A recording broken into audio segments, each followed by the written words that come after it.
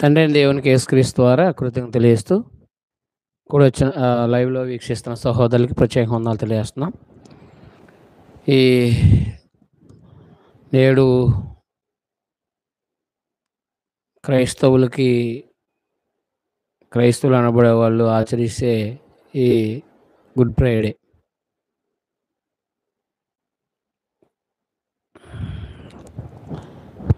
అలవాటుగా సాంప్రదాయంగా 7 మాటలు పలకటం సర్వసాధారణమైపోయింది. అందువల్ల క్రైస్తవులుగా మనము గుర్తుపెట్టుకోవాల్సిన మొట్టమొదటి విషయం, మన ప్రభువైన యేసుక్రీస్తు వారు మరణించింది శుక్రవారం కాదు. మొట్టమొదటి విషయం తెలుసుకోవాలి. నువ్వు ప్రార్థన చేసుకుని మనం మహోన్నతుడా, మా ప్రియ తండ్రి, మా ప్రభువైన యేసుక్రీస్తు వారు కూడా తండ్రి అయిన దేవా, మీ దైవాలు బ్రతుకుతున్నాం, చెల్లిస్తున్నాం, జీవాన్ని ఊపిని కలిగి ఉన్నాం. నేటి వరకు మేము సజీవులమైన ఉంటే కేవలం మీ దయ. మా తండ్రి, మీ సంకల్పం తెలియని ఎంతోమంది నాయన ఆచార వ్యవహారాలుగా ఒక ఆచారంగా పాటిస్తున్న పరిస్థితుల్లో మాకు నాయన చాలా బాధాకరం అనిపిస్తుంది తండ్రి. ఏదేమైనప్పటికీ కొంతమంది సత్య సంబంధులు కొన్ని విషయాలు తెలియజేయడానికి దయ చూపించండి. తద్వారా మహిమ ఘనత మీరే పొందమని మా ప్రభువైన యేసుక్రీస్తు నామములో అడిగి వేడుకుంటున్నాం తండ్రి, ఆమేన్.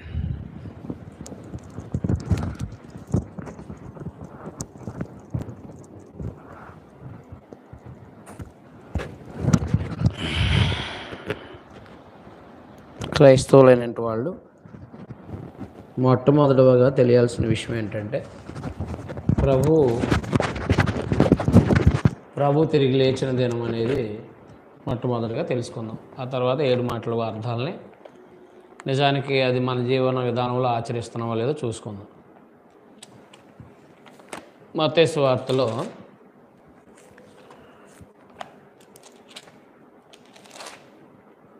12వ అధ్యాయము, మత్తయి సువార్త 12వ అధ్యాయము 40వ వచనం. మత్తయి సువార్త 12వ అధ్యాయం 40వ వచనంలో, యోనా 3 రాత్రింబగళ్ళు తిమింగలం కడుపులో ఎలాగుండినో అలాగే మనుష్య కుమారుడు 3 రాత్రింబగళ్ళు భూగర్భంలో ఉండును. ఇది ప్రభువైన యేసుక్రీస్తు వారు స్వయంగా మాట్లాడుతున్న సందేశం. యోనా 3 రాత్రింబగళ్ళు తిమింగలం కడుపులో ఎలాగున్నా అలాగే మనుష్య కుమారుడు 3 రాత్రింబగళ్ళు. అది మీకు ఒకవేళ గ్రీకులో నేను చదువుతాను, చాలా జాగ్రత్తగా ఆలోచించేయండి. మత్తయి సువార్త 12వ అధ్యాయము 43వ వచనం, 40వ వచనం, క్షమించండి.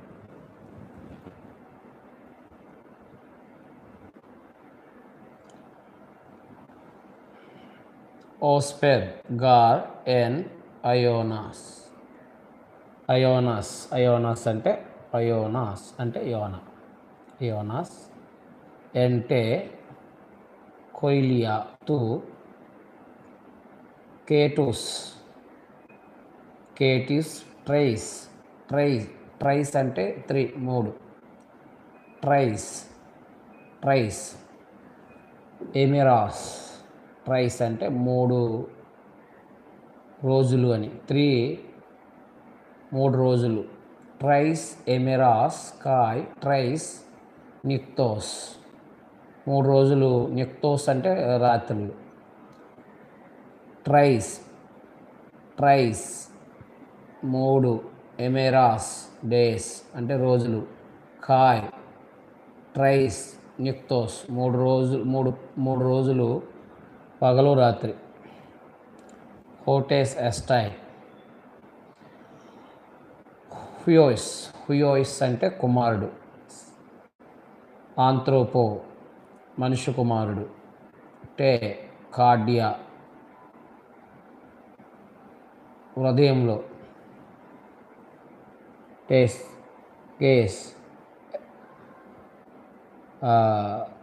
ట్రైస్ ఎమెరాస్కాయ్ ట్రైస్ నిక్తో. కాబట్టి 3 రాత్రింబగళ్ళు ఆయన లోపల ఎమెరాస్ దినాలు ట్రైస్ నిక్తోస్ 3 రాత్రులు పగళ్ళు. ఈ 3 రాత్రులు ట్రైస్ నిక్తోస్ 3 రాత్రులు 3 పగళ్ళు యోనా ఎలాగైతే చేప గర్భంలో తిమిలం గడుపులో ఉన్నారో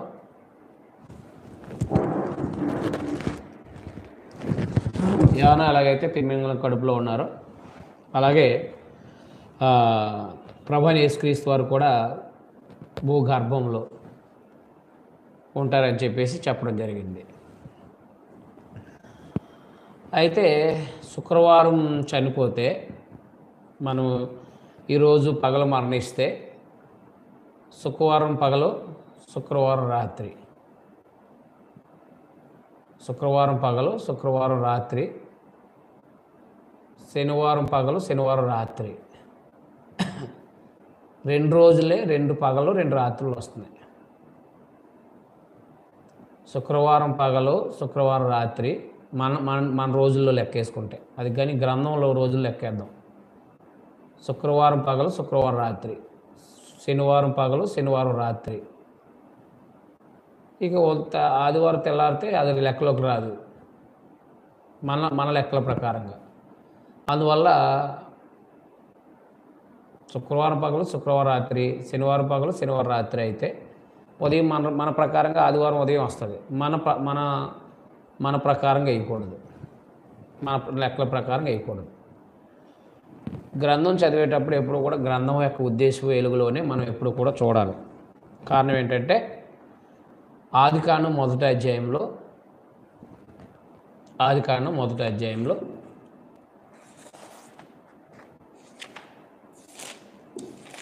ఆదికాండం మొదటి అధ్యాయము 5వ వచనం, దేవుడు వెలుగునకు పగలని చీకటి రాత్రిని పేరు పెట్టి అస్తమయమును ఉదయమును కలగ ఒక దినమాయను. అలా మీరు మొదటి అధ్యాయం అంతా చదవండి. 8వ వచనంలోను అస్తమయము ఉదయం కలగ 2వ దినమాయను. బొకేర్ అండ్ ఎరేవ్. ఎరేవ్ అంటే హీబ్రూలో సాయంత్రం, బొకేర్ అంటే హీబ్రూలో ఉదయం. ఒక సంపూర్ణమైన రాత్రి, ఒక సంపూర్ణమైన పగలు. అంటే సాయంత్రం 6 గంటల నుంచి మర్నాడు అంటే మరునాడు 6 గంటల వరకు కూడా, మర్నాడు పగలు 6 గంటలు, మళ్ళా పగలు 6 గంటల వరకు. పగలంటే ఈరోజు ఉదాహరణకి మనకి నిజానికి మనకి 2 రాత్రులు వస్తూ ఉంటాయి ఒకే రోజు. అలాగున ఇది రోమా క్యాలెండర్, ఇది బైబిల్ క్యాలెండర్ ప్రకారంగా ఆలోచించాలి. కాబట్టి బైబిల్ క్యాలెండర్ ప్రకారంగా ఆలోచిస్తే ఏంటంటే ఉదాహరణకి అస్తమయమును ఉదయము కల ఒక దినం అన్నమాట.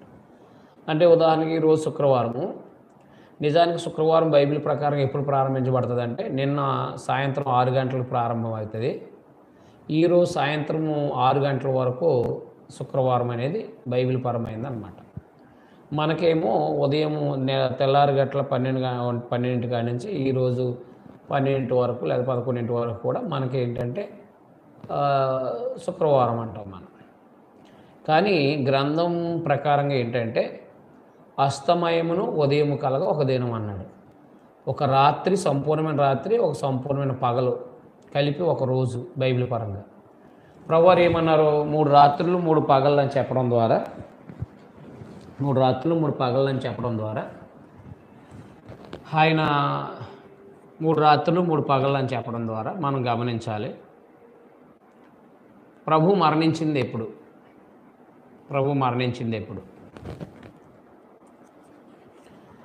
కాబట్టి బైబిల్ పరమైన క్యాలెండర్ ప్రకారం మనం చూడాలన్నమాట. అంతేగాని మన క్యాలెండర్ ప్రకారం చూడకూడదు. బైబిల్ క్యాలెండర్ ప్రకారంగా ప్రభు మరణించింది ఎప్పుడంటే పస్కా పగలు చనిపోయారు ఆయన. పస్కాని రాత్రి ఆచరించారు ఆయన. చూడండి,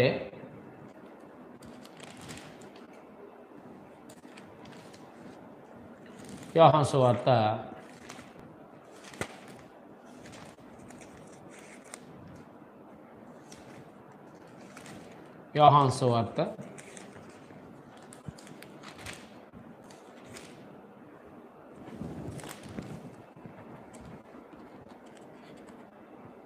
18వ అధ్యాయంలో యేసు ఈ మాటలు చెప్పి తన శిష్యులతో కూడా కెద్రోను వాగు దాటిపోయాను. అక్కడ ఒక తోట ఉండెను. దానిలోనికి ఆయన తన శిష్యులతో కూడా వెళ్ళాను. యేసు తన శిష్యులతో పలుమారు అక్కడికి వెళుచుండేవాడు కనుక ఆయన అప్పగించి యోదాయ ఆ స్థలాన్ని తెలిసినాను. కావున యోధా సైనికులు, ప్రధాన యాజకులు, పరిసయ్యులు పంపిన బంట్రోతులు వెంట పెట్టుకుని దివిటీలతో, దీపాలతో, ఆయుధాలతో అక్కడికి వచ్చాను. యేసు తనకు సమీపమైనది అన్నీ ఎరిగిన వాడే వారి వద్దకు వెళ్ళి మీరు ఎవరిని వెతుకుతున్నారని అడిగారు. ఈ రాత్రి సమయంలో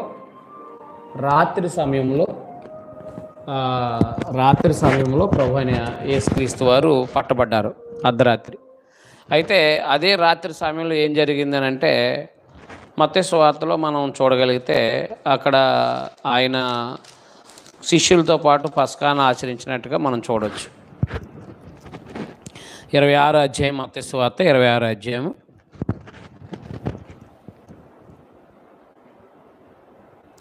18వ వచనం. మత్తయి సువార్త 26వ అధ్యాయము 18వ వచనం.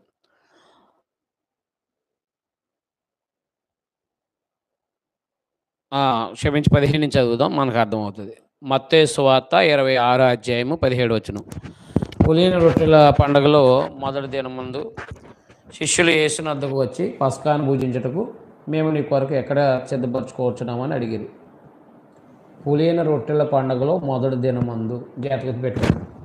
పులియని రొట్టెల పండుగలో మొదటి దినమందు, పులియని రొట్టెల పండుగ అంటే పస్కా పండుగ. పులియని రొట్టెల పండుగలో మొదటి దినమందు శిష్యులు యేసుని వద్దకు వచ్చి పస్కాను పూజించుటకు మేము నీ కొరకు ఎక్కడ సిద్ధపరచుకోవచ్చున్నామని అడిగిరి. అందుకు ఆయన, మీరు పట్టణమందు పలానా మనుషుని వద్దకు వెళ్ళి నా కాలం సమీపమైంది, నా శిష్యులతో కూడా నీ ఇంట పస్కాను ఆచరించదని బోధకుడు చెప్పుచున్నాడని అతనితో చెప్పాడు. నేను యేసు తమకు ఆజ్ఞాపించిన ప్రకారం శిష్యులు చేసి పస్కాను సిద్ధపరిచిరి. మొదటి నెల 14వ దినం సాయంత్రం, సంవత్సరంలో మొదటి నెల 14వ దినం సాయంత్రం ఆచరించాలి పస్కాను. అది మనకు నిర్మాకాండం 12వ అధ్యాయం అంతా కూడా పస్కాను గురించిన వివరణ ఉంటుంది.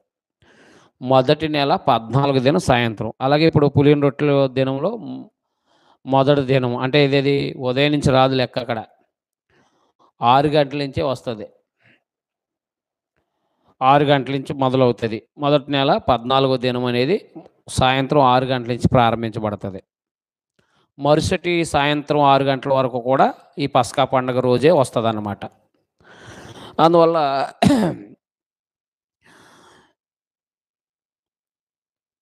పస్కాను సిద్ధపరిచి 20వ వచనం. సాయంకాలం అయినప్పుడు ఆయన 12 మంది శిష్యులతో కూడా భోజనాన్ని కూర్చుండెను. వారు భోజనం చేయుచుండగా ఆయన, మీలో ఒకడు నన్ను అప్పగించునని మీతో నిశ్చయంగా చెప్తున్నాను. అందుకు వారు బహుదుఃఖపడి ప్రతివాడు, ప్రభువా నేనా అని ఆయన అడగా, ఆయన, నాతో పాత్రలో చేయి ముంచిన వాడు ఎవడో వాడే నన్ను అప్పగించుతున్నాడు అన్నాడు. మనుష్య కుమారుని గురించి వ్రాయబడిన ప్రకారం ఆయన పోవచ్చున్నాడు, కానీ ఎవని చేత మనుష్య కుమారుడు అప్పగింపబడుచున్నాడో ఆ మనుషునికి శ్రమ, ఆ మనుషుడు పుట్టిన నెల వానికి మేలు అని చెప్పాను. ఆయన అప్పగించిన యోధ బాధకుడు నేనా అని అడగగా ఆయన, నీవు అన్నట్టే నేను. వారు భోజనం చేయుచుండగా యేసు ఒక రొట్టెను పట్టుకుని దాన్ని ఆశీర్వదించి విరిచి తన శిష్యులకి ఇచ్చి, మీరు తీసుకొని తిరిడి, ఇది నా శరీరం అని చెప్పాను. మరి ఆయన గిన్నె పట్టుకుని కృతజ్ఞతాస్తుతులు చెల్లించి వారికి ఇచ్చి, దీనిలోది మీరు అందరూ త్రాగుడి, ఇది నా రక్తం, అనగా పాప క్షమాపణ నిమిత్తం అనేకుల కొరకు చిందింపబడుచున్న నిబంధన రక్తం. నా తండ్రి రాజ్యంలో మీతో కూడా నేను ఇది ద్రాక్షరసం కొత్తదిగా త్రాగుదిన వరకు ఇకను దాన్ని త్రాగనని మీతో చెప్తున్నాను. అందులో వారు కీర్తన పాడి ఒలీవల కొండకు వెళ్ళారు. అప్పుడు యేసు వారిని చూసి, రాత్రి మీరందరూ నా విషయమై అభ్యంతరపడదురని ఏలైనగా గొర్రెలు కాపను కొట్టుదును, మందలోని గొర్రెలు చెదిరిపోనని వ్రాయబడి ఉంది.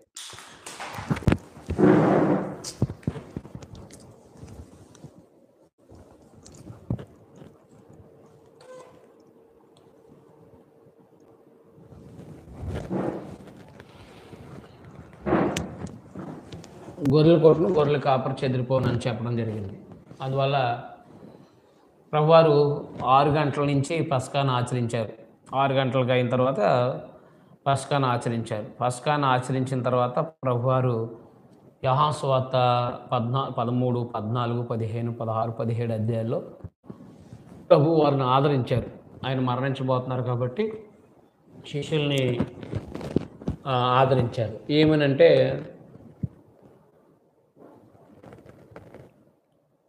నేను తండ్రి దగ్గరికి వెళ్తున్నాను, నేనున్న స్థలం మీరు ఉండటానికి అని చెప్పేసి వారిని ఆదరిస్తూ వచ్చారు. 17 అధ్యాయంలో ప్రార్థన చేశారు.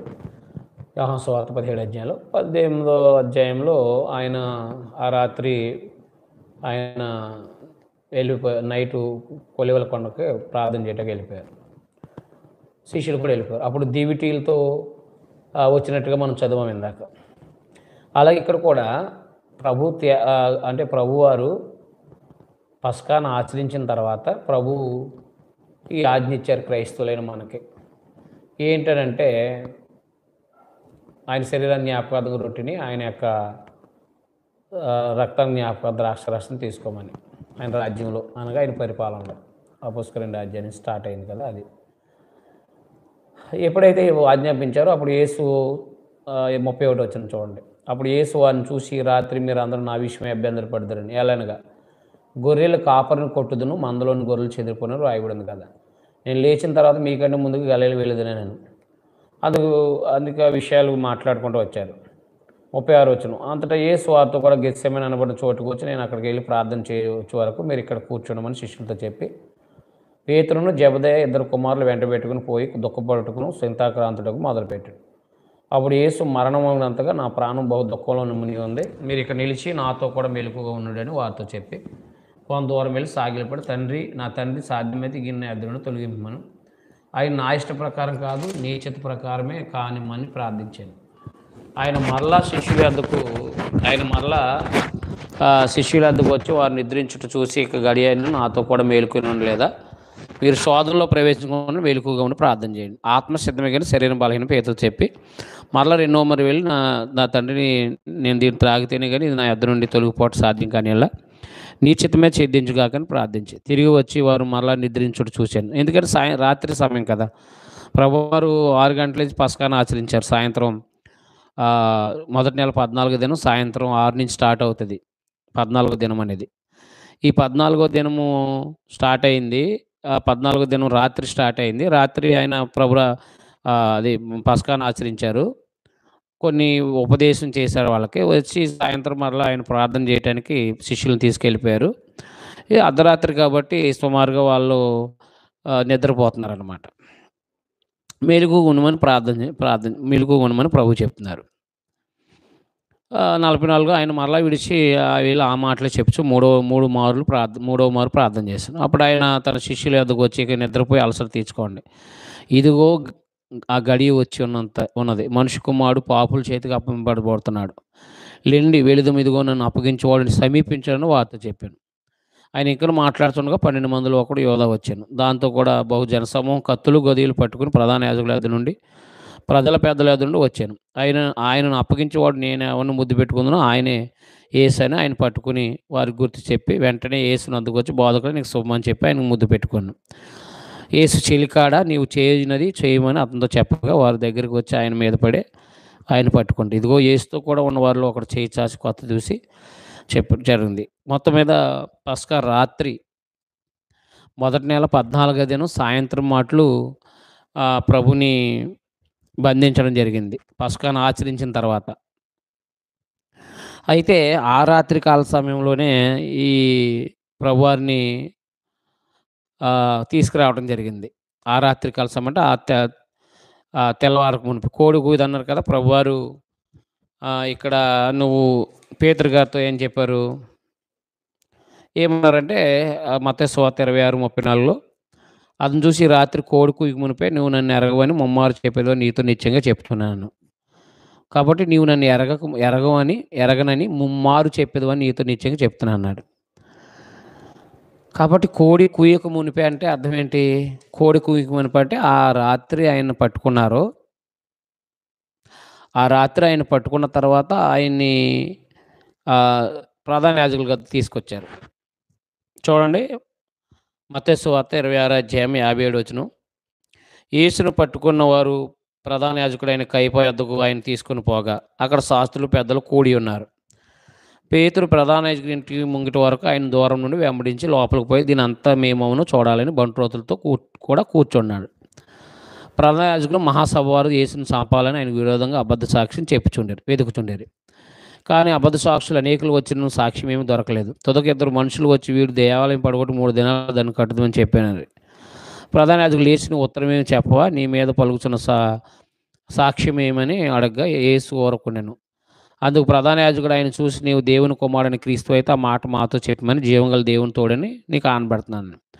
అందుకు యేసు, నీవు అన్నట్టు ఇది మొదలుకొని మనిషి కుమారుడు సర్వశక్తిని కుడిపార్శ్వన కూర్చున్నటకు ఆకాశ మేఘాలుడి వచ్చి మీరు చూతారని చెప్పక ప్రధాన యాజకుడు తన వస్త్రాలు చెప్పుకుని వీడికి దేవదోషం చేశాను, మనకి సాక్షులతో పని ఏంటి, ఇదిగో ఆ దోషను మీరు ఇప్పుడు వింటున్నారు, మీకేమి తోచున్నదని అడిగాను. అందుకు వారు వీడు మరణానికి పాత్రుడు. అప్పుడు వారు ఆయన్ని ముఖం మీద ఉమ్ము వేసి ఆయన గుద్దిరి.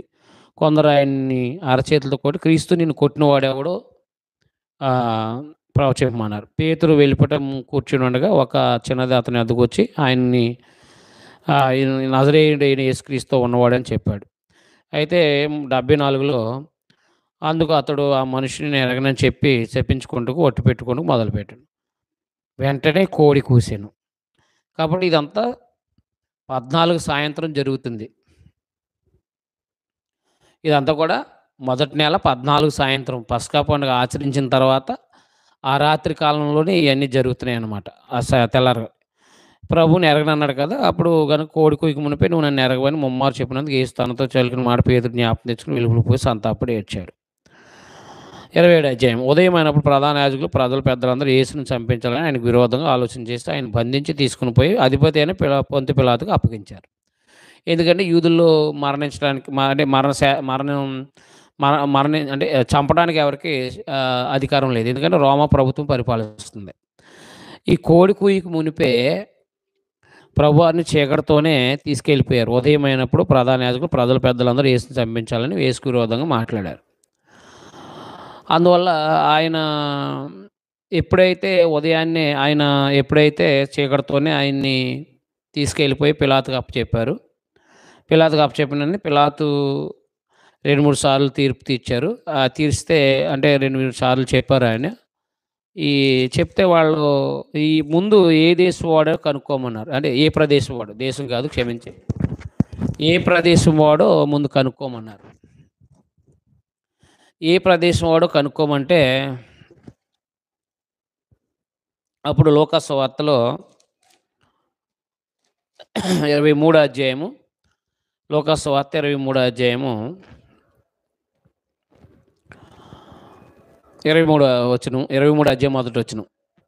లూకా సువార్త 23 అధ్యాయం మొదటి నుంచి. అంతటా వారందరూ లేచి ఆయన పిలాతు వద్దకు తీసుకుని పోయి, ఇతడు మా జనము ప్రేరేపిస్తూ కైసరుకు పనియొద్దని తానే క్రీస్తుని ఒక రాజునని చెప్పగా మేము ఇంటిమని అతని మీద ఆయన మీద నేరం మోపసాగారు.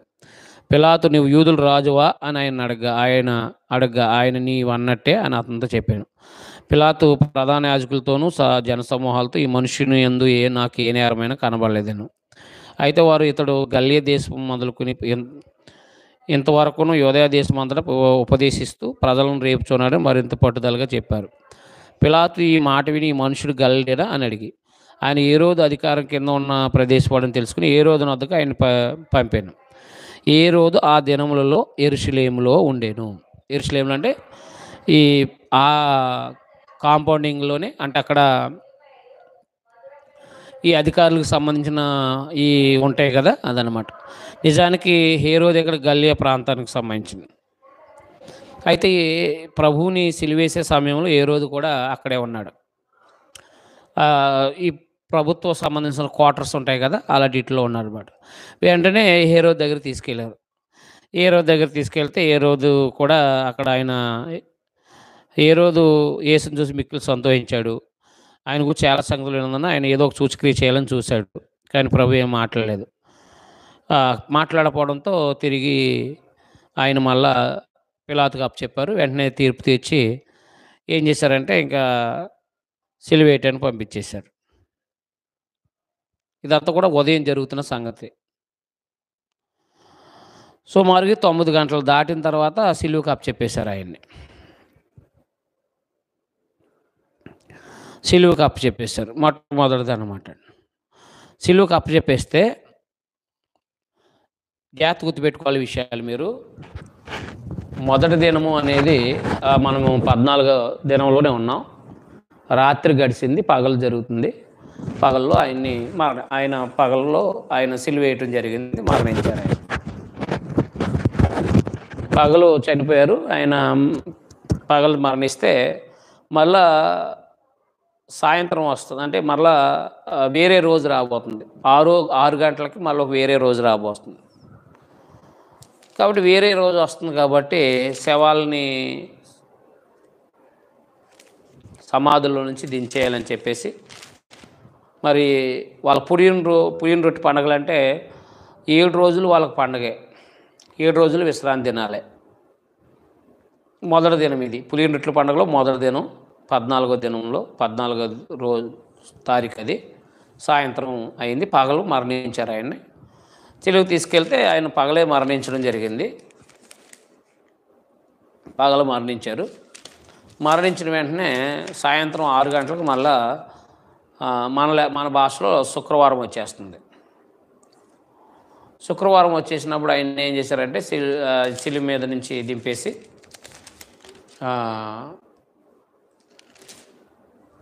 సిలువ మీద దింపేసి ఆయన్ని సమాధిలో పెట్టేశారు. మత్తయి సువార్త 27వ అధ్యాయం.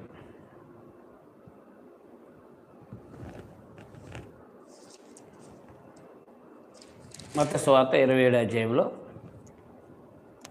45వ వచనం. మధ్యాహ్నం మొదలుకొని 3 గంటల వరకు ఆ దేశం అంతటా చీకటి కమ్మింది.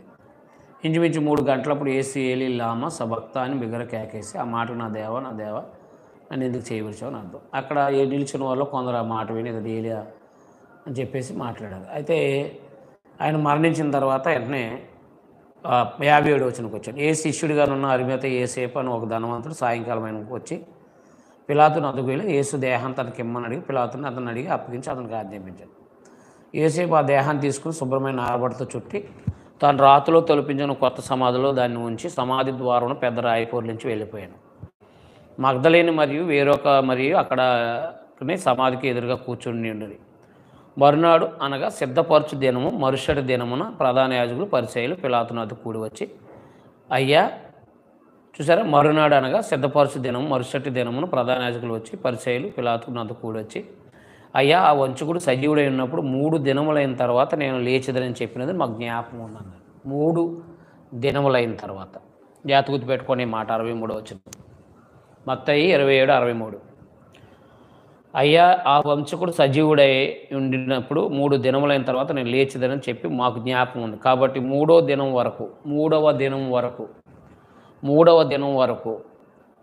వరకు సమాధిని భద్రం చేయని ఆజ్ఞాపించమని. అందువల్ల 3వ దినం వరకు ఆయన భద్రం చేయబడ్డాడు.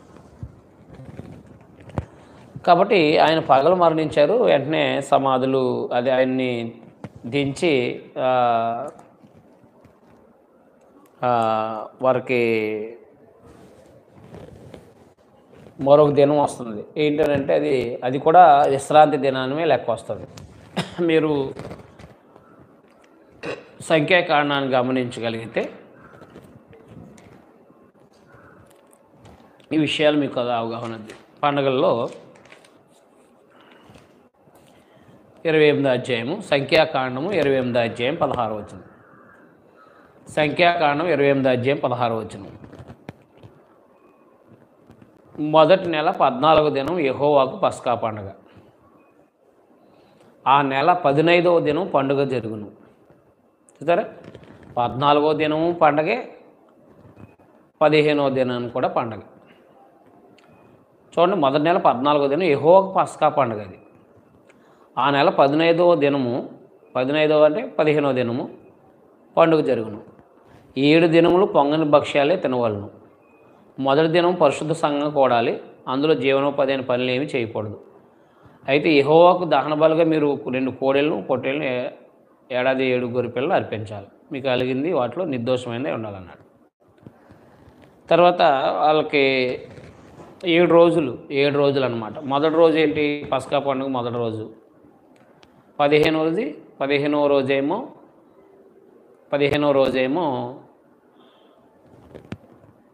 విశ్రాంతి, అది కూడా మహావిశ్రాంతి దినం. మనకి యోహాను సువార్త 19వ అధ్యాయంలో ఇలా రాయబడింది.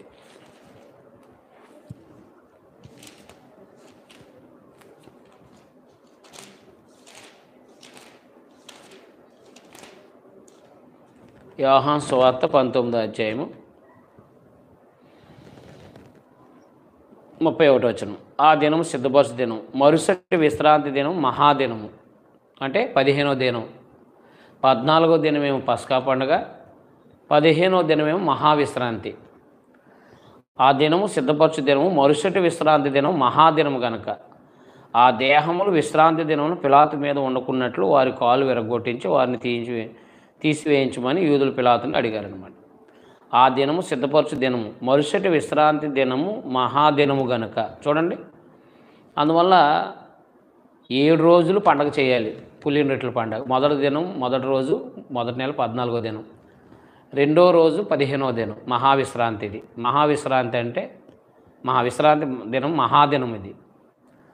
అంతేగాని దేహాలు విశ్రాంతి దినమున శిలువ మీద వండుకున్నట్లు వారి కాలు విరగొట్టించేది. చూడండి, విశ్రాంతి దినమున వారి దేహములు విశ్రాంతి దినమున శిలువ మీద వండుకున్నట్లు వారి కాలు విరగొట్టించి తీయించి యూదులు పిలాతుని అడిగారు. విశ్రాంతి దినం అంటే ఏది? శనివారం కాదు. ఇక్కడ శిలువ మీద విశ్రాంతి దినం ఉండకూడదంటే పస్కా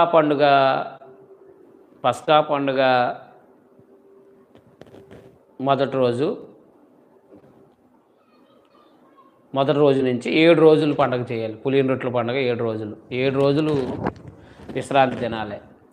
అందువలన పస్కా పండుగ రోజున ఏ పని చేయకూడదు. మహావిశ్రాంతి రోజుని అంటే మహాదినం రోజున కూడా చేయకూడదు. అందువల్ల అంటే అది మరలా 15వ దినం. మీరు మనం ఇందాక చదివాం సంఖ్యాకాండం 25లో. ఈ మహాదినం గనక, మహాదినం అంటే ఇది. అందువల్ల ఇక్కడ గమనించండి, ఆ దినమున సిద్ధపరచు దినము, మరుసటి విశ్రాంతి దినమున మహాదినం గనక ఆ దేహంలో విశ్రాంతి దినమున శిలువ మీద వండుకున్నట్లు వారి కాళ్ళు విరగొట్టించమని వారిని తీసివేయించమని యూదులు పిలాతుని అడిగారు. కాబట్టి ఆ దినం సిద్ధపరచు దినము, మరుసటి విశ్రాంతి దినమును మహాదినము. అది మామూలు విశ్రాంతి దినాన్ని మహాదినం అనరు. ఇది 15వ దినం అన్నమాట. అందుకని 14 పగలు చనిపోయారు, 15 మహావిశ్రాంతి, 16 మామూలు విశ్రాంతి దినం. జాగ్రత్త పెట్టుకోండి. అందువల్ల ఈ విషయాలు గమనించగలిగితే మనకు అర్థమవుతుంది.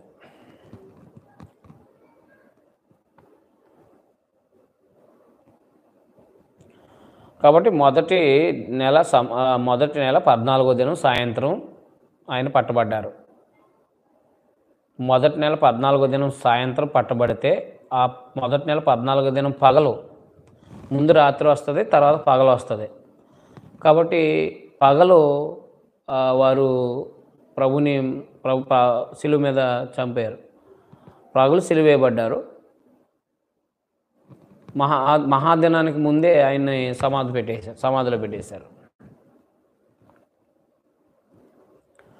కాబట్టి ఆ దినం సిద్ధపరచు దినం, మరుసటి విశ్రాంతి దినం మహాదినం కనుక దేహములు విశ్రాంతి దినమున పిలువ మీద వండుకున్నట్లు. చూసారా? అందువల్ల మహాదినము 15వ దినం అన్నమాట. మొదట 14వ దినం పగలు చనిపోయారు, 15వ దినము పగలు రాత్రి, 16వ దినం పగలు రాత్రి మామూలు విశ్రాంతి దినం, 17వ దినం సాయంత్రం మాత్రమే ఉన్నారు. అందువలన ఆయన మార్క్స్ వార్తలో ఇలా రాయబడింది.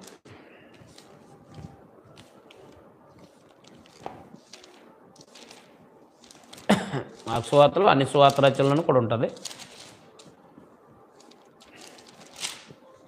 మార్క్స్ వార్త 16వ అధ్యాయము మొదటి వచనం. విశ్రాంతి దినం గడిచిపోగానే మగ్దలేని మరియ, యాకోబు తల్లి మరియ, సలోమి వచ్చి ఆయనకు పూయవాళ్ళని సుగంధద్రవ్యాలు కొనారు.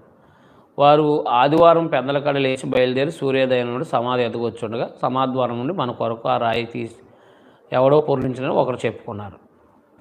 కాబట్టి విశ్రాంతి దినం గడిచిపోగానే, ఈ విశ్రాంతి దినం అంటే ఏది? ఈ విశ్రాంతి దినం అంటే శనివారం. మరి అంతకుముందు మహాదినం ఏంటి? విశ్రాంతి దినం అదేమో 15వ దినం.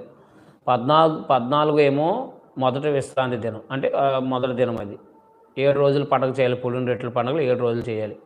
7 రోజులు మొదటి దినము పస్కా పండుగ, రెండో దినం మహాదినం, మూడో దినం మామూలు విశ్రాంతి దినం, తర్వాత ఆదివారం ఒక రాత్రి మాత్రమే.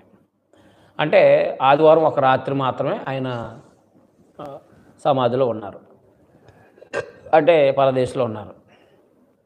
3 రాత్రులు 3 పగళ్ళు. చూడండి, జాగ్రత్త గమనించండి.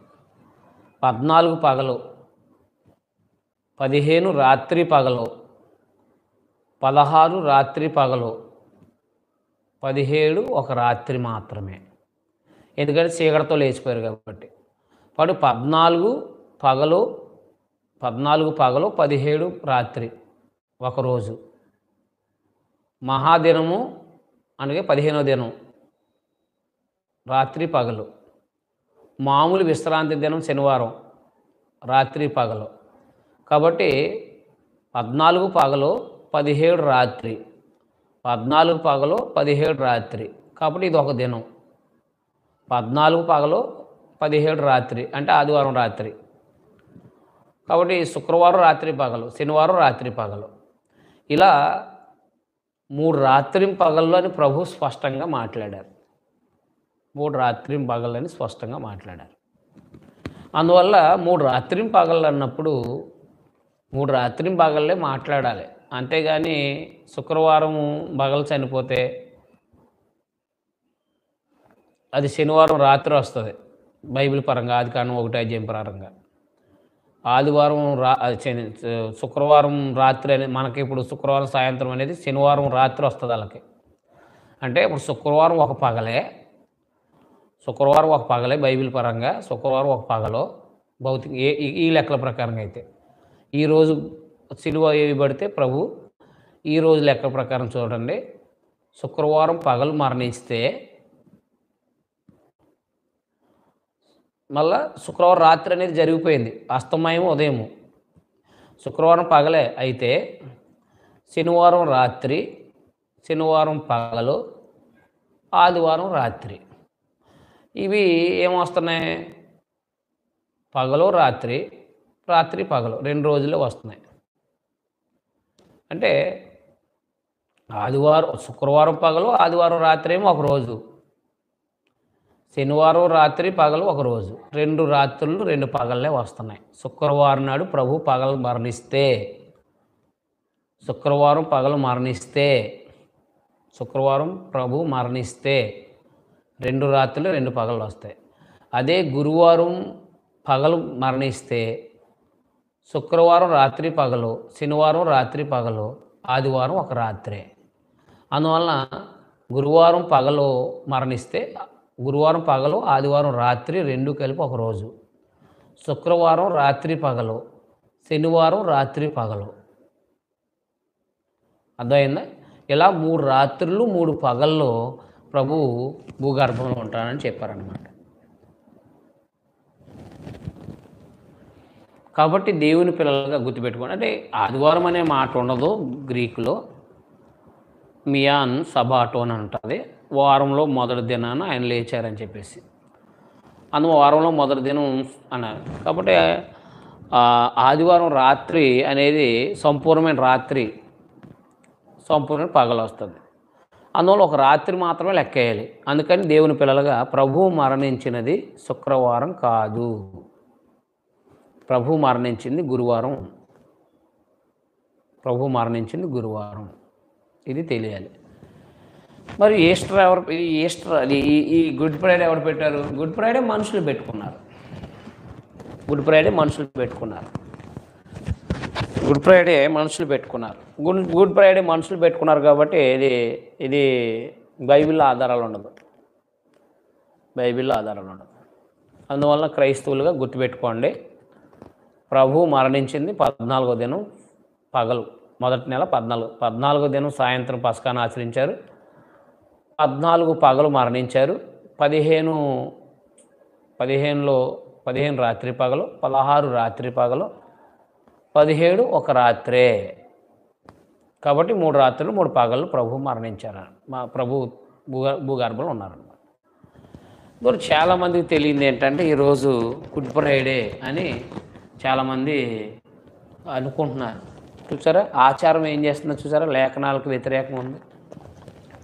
గ్రంథంలో లేని ఒక గ్రంథంలో లేని దాన్ని ఎప్పుడైతే పాటిస్తామో మనము కరెక్ట్గా ఆ డేట్ని మనం చేయలేమన్నమాట. అలాగని ప్రభు మరణాన్ని ప్రతి ఆదివారం మనం జ్ఞాపకం చేసుకుంటాం. ప్రభు శరీరాన్ని జ్ఞాపకార్థం రొట్టిని, ప్రభు యొక్క రక్తాన్ని జ్ఞాపకార్థంగా ద్రాక్షారసాన్ని మనం ప్రతి ఆదివారం జ్ఞాపకం చేసుకుంటాం.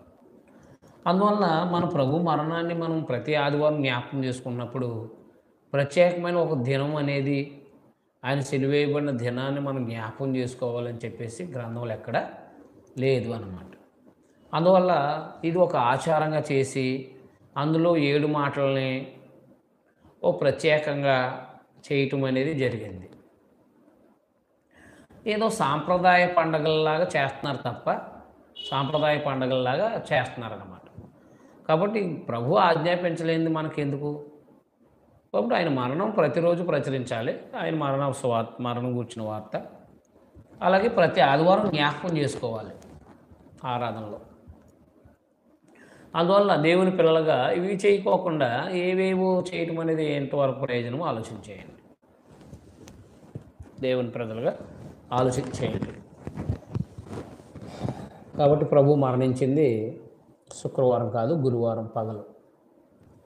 అందువల్ల 3 రాత్రులు 3 పగళ్ళు పర్ఫెక్ట్గా మీరు గ్రహించగలగాలి, చెప్పగలగాలి. అంటే ఖచ్చితంగా మనము ఆదికాండం 1వ అధ్యాయంలో ఉన్న దినాలు తీసుకుని ఆపాదించాలే తప్ప మన ఇప్పుడున్న క్యాలెండర్ ప్రకారంగా మనం వర్ణిస్తే మనము తప్పు చెప్పిన వాళ్ళం అవుతాం అన్నమాట. కాబట్టి మన క్యాలెండర్ ప్రకారం వీళ్ళు చేశారు. అది బైబిల్ పరంగా అయితే, ప్రభు చెప్పిన దాని పరంగా అయితే మనకి గ్రంథం చెప్తుంది. ప్రభు ఆజ్ఞ ప్రకారం అయితే ఆయన చనిపోయింది గురువారం పగలే అన్నమాట. మొట్టమొదటి విషయం. తర్వాత ఈ 7 మాటలు భావాలని మనం ఆలోచన చేద్దాం.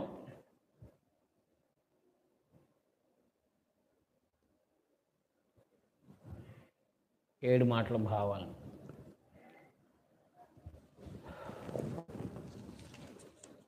లూకా సువార్త మొట్టమొదటి మాట ప్రభు పలికిన సిలువలో మొట్టమొదటి పలికిన మాట. లూకా సువార్త 23వ అధ్యాయము.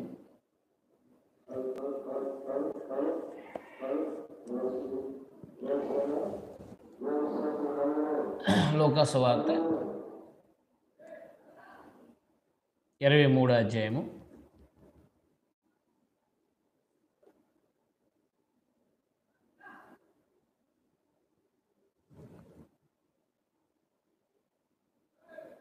ముప్పై 34వ వచనం.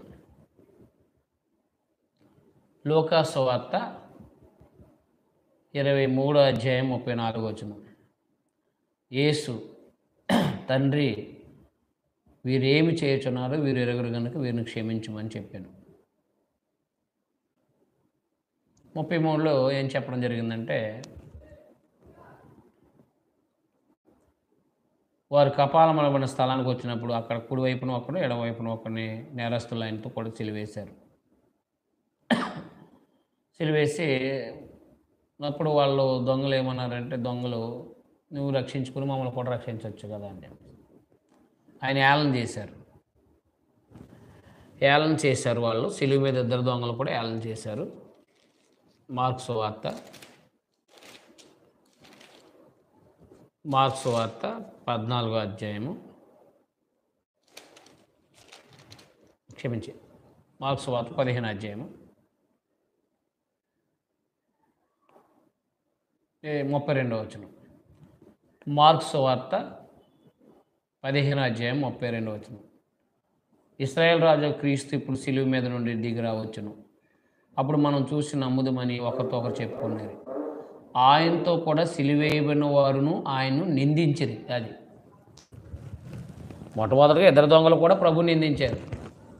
అంటే నువ్వు రక్షించి మమ్మల్ని రక్షించమని చెప్పేసి యాగలు చేశారు. అప్పుడు ప్రభు మాట్లాడారు అన్నమాట. తండ్రి, వీరు ఏం చేయుచున్నారో వీరు ఎరగని కనుక వీరిని క్షమించమని చెప్పడం జరిగిందన్నమాట. తండ్రి, వీరు ఏం చేస్తున్నారో వీరిని క్షమించారు. ప్రభు క్షమా హృదయం కలిగినట్టు వారు. హెబ్రీ పత్రికలో 12వ అధ్యాయంలో 3వ వచనంలో ఆయన సిలువను సహించి తన ఎదుట ఉన్న ఆనందం కొరకే అవమానాన్ని నిర్లక్ష్య పెట్టారని చెప్పడం జరుగుతుంది. కాబట్టి క్రీస్తు పరలోక సంబంధి కాబట్టి భూమి మీద వాళ్ళు చేసే కార్యాలు వాళ్ళకి తెలియదు కాబట్టి వారందరూ కూడా తెలియక జరిగిస్తున్నారు. అన్నీ కూడా లేఖనాల ప్రకారంగా జరుగుతున్నప్పటికీ వారు తెలియక ప్రభుని యేసుక్రీస్తు వారిని సిలువలో ఆయన శ్రమలు పెడుతున్నారు, హేళన చేస్తున్నారు, నిందిస్తున్నప్పుడు తండ్రి, వీరు ఏం చేస్తున్నారో వీరికి తెలియదు కనుక వీరిని క్షమించమన్నారు. మొట్టమొదటిగా సిలువలో మొట్టమొదటి పలికిన మాట. కాబట్టి ప్రభుని యేసుక్రీస్తు వారు భూమి మీద క్షమా హృదయాన్ని తను చంపుతున్న వారిని సహితము, అంటే తనని హేళన చేస్తున్న వారిని సహితము క్షమించమన్నారు. అందువల్ల పేతురు రాసిన మొదటి పత్రిక 2వ అధ్యాయం 21, 22 వచనాల్లో ప్రభు మనకి మాదిరి. ఆయన అడుగుజాడల్లో మనం నడవాలి.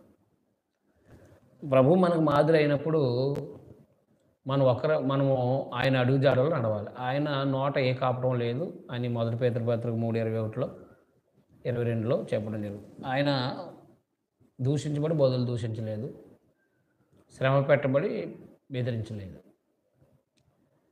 కాబట్టి ప్రభు ఏం చేశారంటే వాళ్ళు చేసే పనులన్నీ చూసి పరలోకముందున్న తండ్రి అయిన దేవునికి ఇలా మాట్లాడారు. తండ్రి, వీరు ఏం చేస్తున్నారో వీరికి తెలియదు కనుక వీరిని క్షమించమన్నారు అన్నమాట. అంటే ప్రభు క్షమా హృదయం కలిగిన వారు. తండ్రి ఎలాగైతే క్షమించే హృదయం కలిగిన వారో అలాగే ప్రభు కూడా తను చంపుతున్న నరులను క్షమించడం అనేది ఒక అద్భుతమైన విషయం. అది శ్రమలు పెట్టబడుతున్నప్పుడు ఆ మాట మాట్లాడడం, శ్రమలు పెట్టబడుతున్నప్పుడు, అవమానాలు స్టార్ట్ అయినప్పుడు, శ్రమ స్టార్ట్ అయినప్పుడు ఆయన మాట్లాడిన మాట అద్భుతమైందన్నమాట. అలాగే క్రైస్తవులైనటువంటి వాళ్ళు కొలసీలకు రాసిన పత్రిక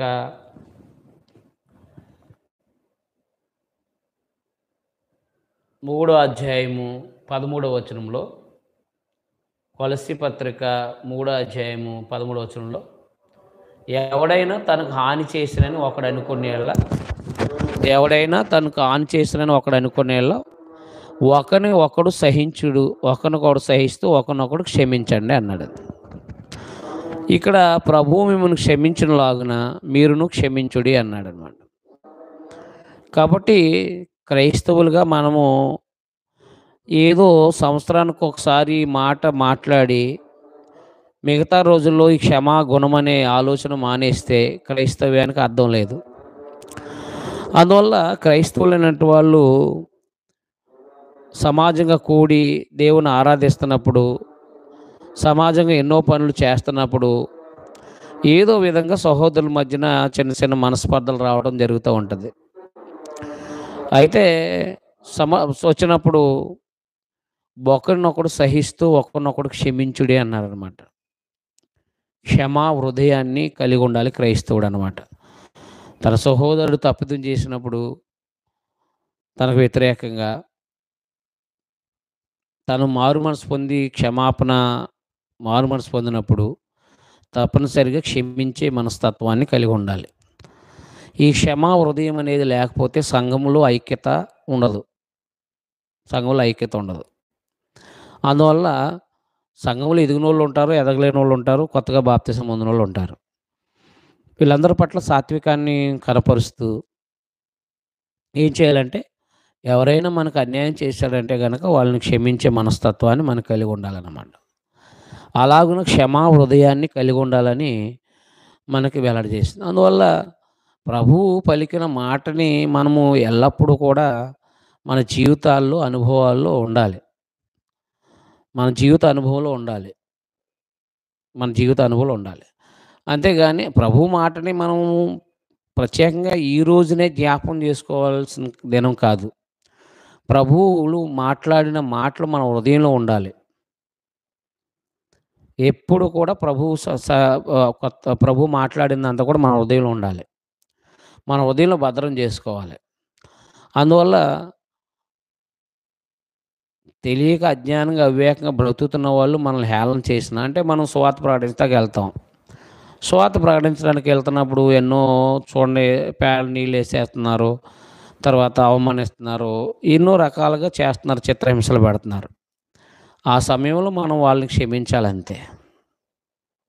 అలాంటి మనస్తత్వం ఉండాలి. తిరిగి కేసులు ఎట్టడం అలాంటివి చేయకూడదు. కారణం ఏంటంటే తెలియక చేస్తున్నారు కాబట్టి వానికి తండ్రి వీరు ఏం చేస్తున్నారో వీరికి తెలియదు కనుక వీరిని క్షమించమని చెప్పడం జరిగింది. తెలుసుండి చేసేవాడిని క్షమించడం అనేది దేవుడే చేయడు. బుద్ధిపూర్వకమైన పాపం చేసినటువంటి వాడికి క్షమాపణ లేదు. ఎబ్రీ 10:26 వచనంలో ప్రకారంగా. కాబట్టి తెలియక ఎవరైనా సరే చేస్తూ ఉన్నదాన్ని తెలియక చేసేదానికి క్షమా గుణం అనేది మనం కలిగి ఉండాలి. గుర్తుపెట్టుకోవాల్సిన విషయాలు ఇవి. అందువల్ల తెలియక చేసే చాలామంది తెలియక చేస్తున్నవన్నీ కూడా మనం క్షమించే హృదయాన్ని కలిగి ఉండాలన్నమాట. తర్వాతగా మనము రెండో మాట చూస్తే లూకాసు వార్తలోనే 23 అధ్యాయంలో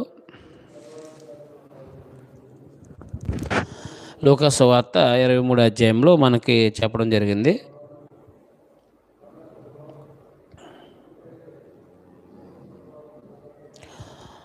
ఇరవై 23 అధ్యాయంలో 43 వచనం అనుకోండి ఒకసారి.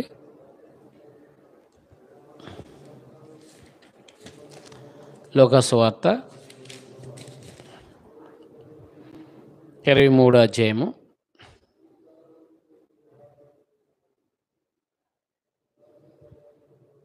43 వచనం. లూకాసు వార్త 23 అధ్యాయము 43 వచనం. అందుకని వానితో, నేడు నీవు నాతో కూడా పరదేశంలో ఉందని నిశ్చయంగా నీతో చెప్తున్నాను.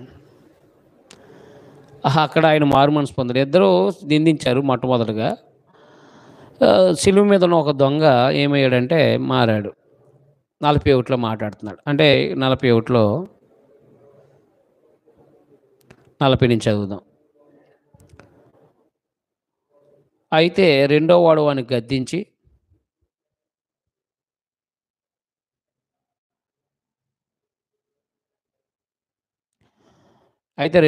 గద్దించి, నీవు అదే శిక్షా విధులు ఉన్నావు గనక దేవునికి భయపడవా?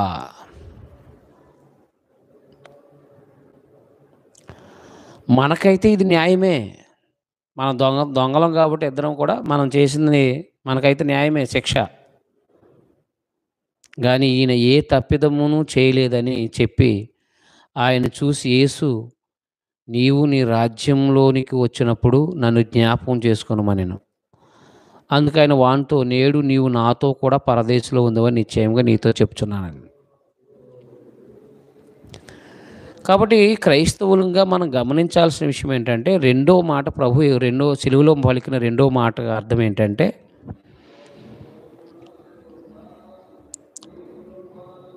ప్రభు అయిన యేసుక్రీస్తు వారి ద్వారా పాత నిబంధన ప్రజలకు కూడా అనగా ఎబ్రీ 9:14-15 వచనాల ప్రకారంగా, ఎబ్రీ పత్రిక 9:14-15 వచనాల ప్రకారంగా పాత నిబంధనలో ప్రజలకు కూడా పాపక్షమాపణ కలిగింది యేసుప్రభు రక్తాన్ని బట్టే. అందువల్ల ఎప్పుడైతే ప్రభు అయిన యేసుక్రీస్తు వారు మరణించారో అప్పుడు ఆయన మరణించిన వెంటనే పరదేశికి వెళ్ళారు. మృతుల్లోకంగా ఉన్నదాన్ని ఆయన ఏం చేశారంటే వేరే పరదేశికి వెళ్ళారనమాట. అందుకని ఆ పరదేశికి వెళ్ళినప్పుడు నువ్వు నాతో కూడా పరదేశంలో ఉంటావు అన్నారన్నమాట.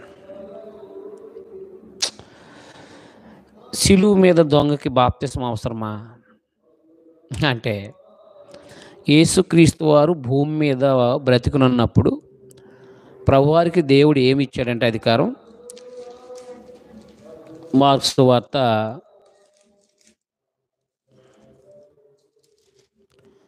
రెండో అధ్యాయము, మార్క్స్ సువార్త రెండో అధ్యాయము,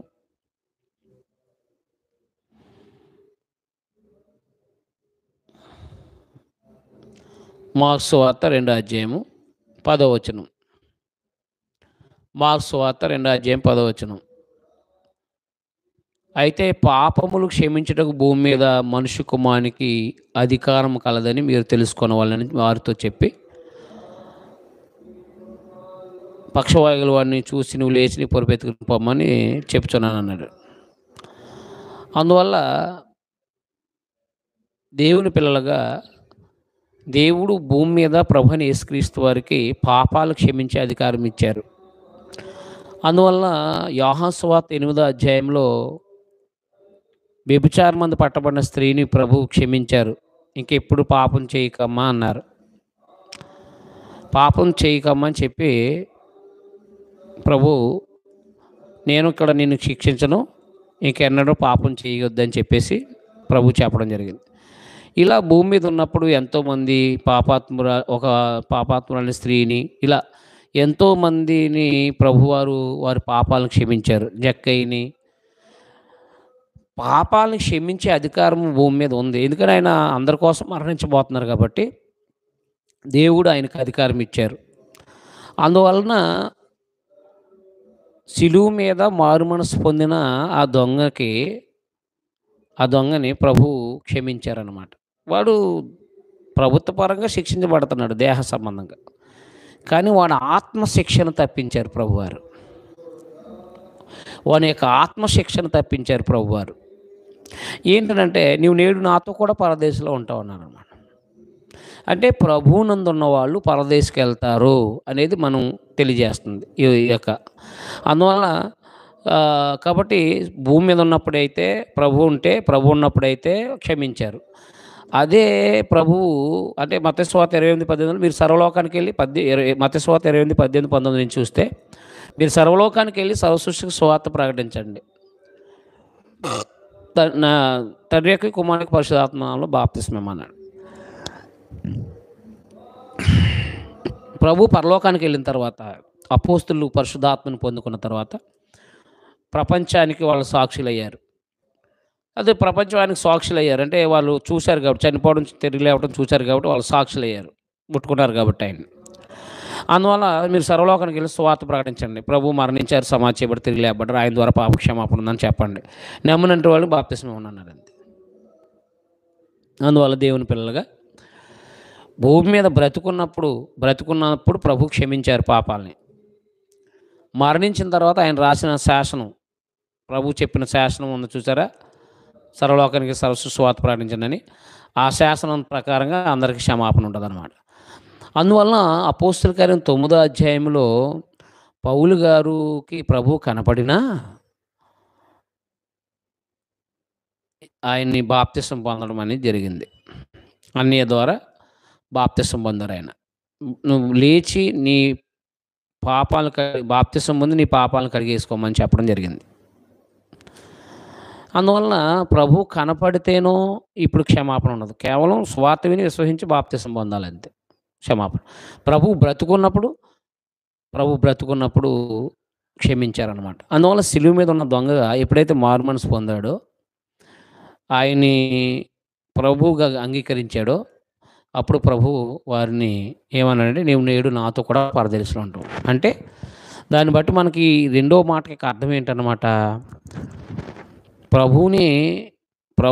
ప్రభు ద్వారా క్షమించబడిన ప్రజలు ప్రభు రెండోసారి వచ్చేంత వరకు కూడా పరదేశంలో ఉంటారు అని దాని అర్థం. అది ప్రభునందు ఉన్నవాళ్ళు, ప్రభునందు విశ్వాసం నుంచి బాప్తిసం పొందిన వాళ్ళు, ప్రభులాగా జీవించినట్టు వాళ్ళు భూమి మీద పరదేశంలో ఉంటారు అన్నమాట. అందువల్ల ప్రభునందు ఉన్నవారికి ప్రభు చేతనగా ప్రభు రక్తం చేత క్షమించబడినట్టు వారు పరదేశంలో ఉంటారు. గుర్తుపెట్టుకోవాల్సిన విషయాలు. అది మత్తయి సువార్త 16:18లో పాతాళలోక 17లో పాతాళలోక ద్వారాలు దాన్ని ఎదుట నిలువునేరం అన్నాడు. కాబట్టి సంఘంలో ఒక వ్యక్తి మరణిస్తే పాతాళం ఆప్ చేయలేదు, పరదేశకి వెళ్ళిపోతాడనమాట. పాతాళంలో ప్రదేశంలో పరదేశకి వెళ్ళిపోతాడనమాట. కాబట్టి ఆయన పలికిన మూడో మాట చూడండి. మొదటి మాట గమనించాం మనం. మూడో మాట ఏంటంటే, ఇదిగో నీ కుమారుడు. మొదటి యోహాను సువార్త 19:26 చూడండి ఒకసారి.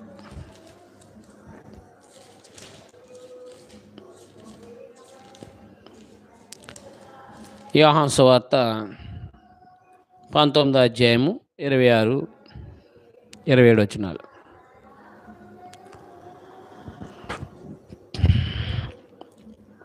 25 నుంచి చదువుతున్నాను. ఆయన తల్లియు ఆయన తల్లి సహోదరియు క్లేపా భార్య అయిన మరియయు మగ్దలేని మరియ యేసు శిలువ వద్ద నిలిచి ఉన్నారు.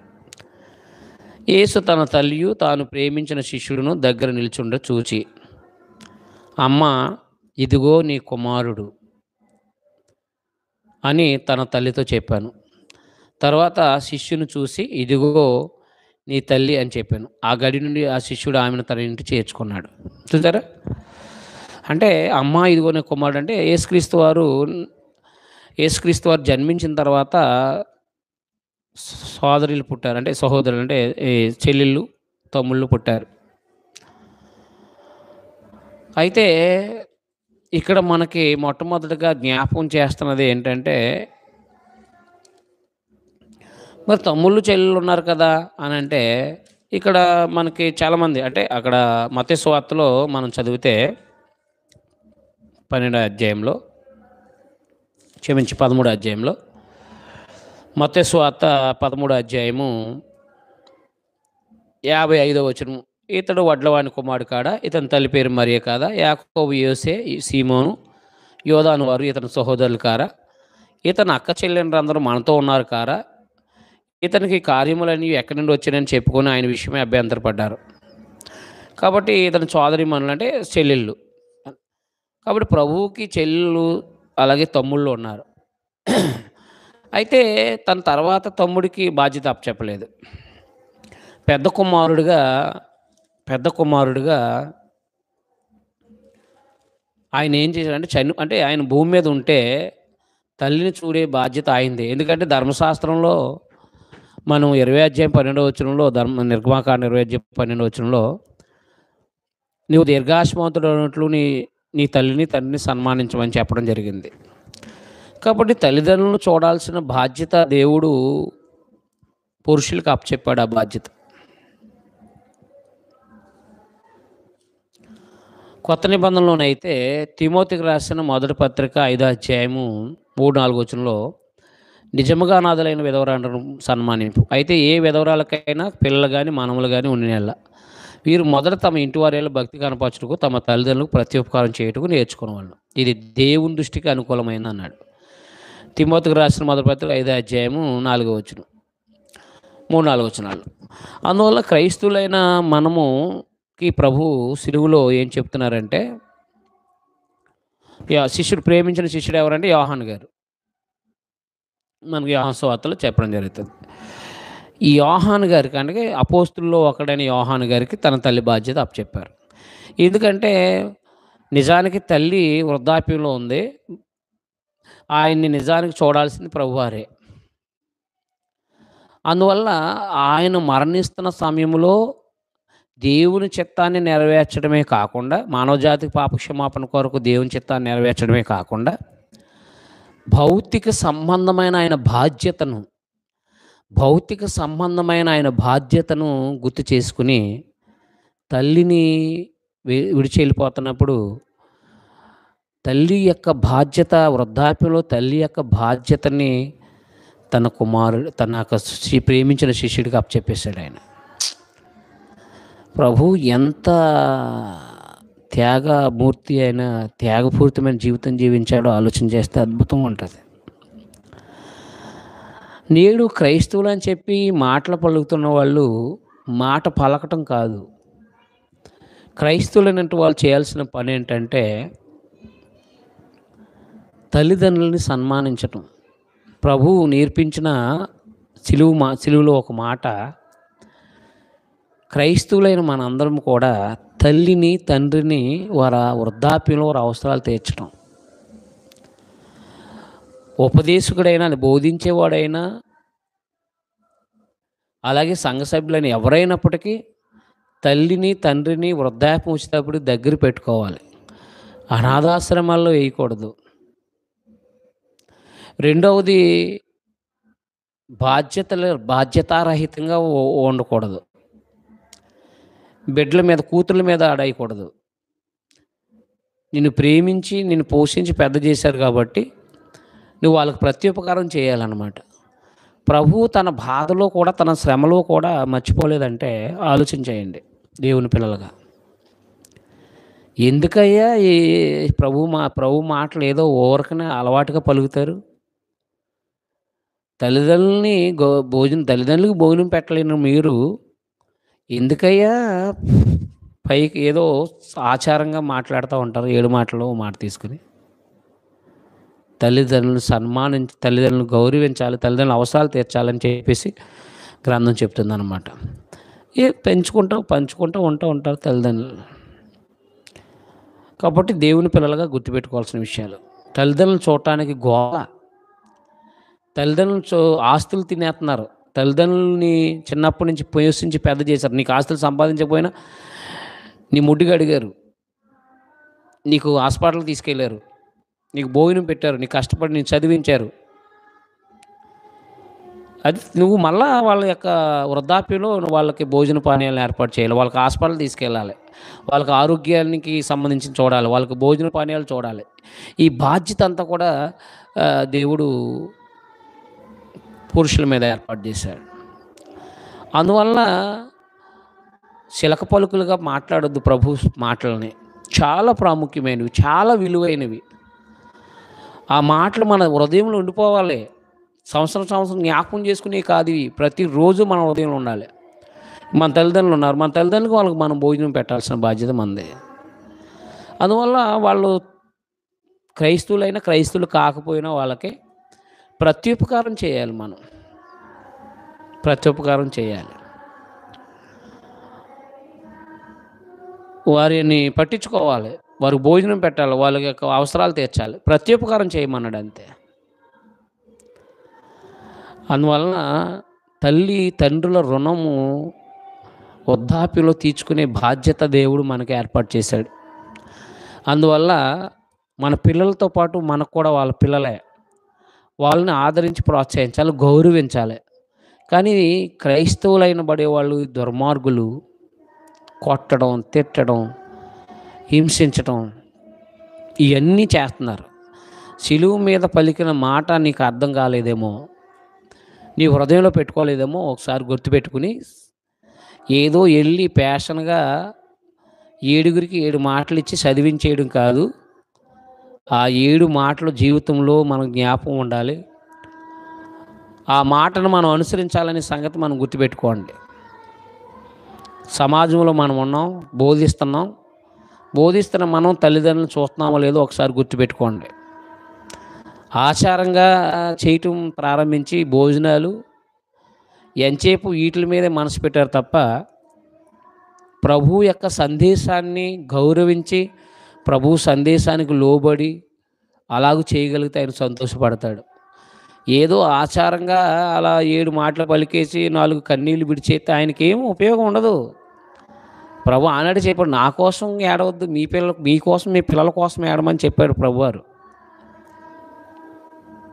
అందువల్ల మనం ప్రభు కోసం ఏడవద్దు, ప్రభు కోసం పనిచేద్దాం, ప్రభు చెప్పిన మాట ప్రకారం మనం బ్రతుకుని కట్టుకుందాం, అలాగూ జీవించాలి. అంతేగాని ఆచారంగా కాదు. ఆచారంగా చేయకండి, అసలు అలాగూ చేయకండి. కాబట్టి దేవుని పిల్లలుగా ప్రభు పలికిన మాటలోని ఓ పరమార్థం ఆలోచించేయండి. దేవుని పిల్లలుగా క్రైస్తవుడిగా మనం తల్లిదండ్రులను చూస్తున్నామా లేదా ప్రశ్నించుకోండి. తల్లిదండ్రులకి భోజన పానీయాలు ఏర్పాటు చేస్తున్నామా వృద్ధాప్యంలో జ్ఞాపకం చేసుకోండి. తల్లిదండ్రుల అనారోగ్యాల విషయంలో వాళ్ళ హాస్పిటల్కి తీసుకెళ్తున్నామా లేదా, అలా పక్కనడేసి చచ్చిపోతే తీసుకెళ్దాం తర్వాత దినం చేద్దామనే దౌర్భాగ్యమైన మనస్తత్వం కలిగి ఉండకండి. ప్రభు అంత బాధలో ఉండి కూడా, అమ్మ ఇదిగో నీ కుమారుడు, తన శిష్యుడికి ఇదిగో నీ తల్లి అనే బాధ్యత అప్పగించాడంటే ఎంత భూమి మీద జీవితం మీద తమ తల్లి బాధ్యతని తన తల్లి బాధ్యత తమ తల్లిని చూడాలని ఒక అద్భుతమైన ఆలోచన పెట్టారంటే ఏం అద్భుతమైన విషయం ఆలోచన చేయండి. కాబట్టి దేవుని పిల్లలుగా మనము మూడో మాట ద్వారా నేర్చుకునే సందేశం ఏంటంటే అదన్నమాట. తర్వాత నాలుగవ మాట, మత్తయి సువార్త 27 అధ్యాయం 46 వచనం.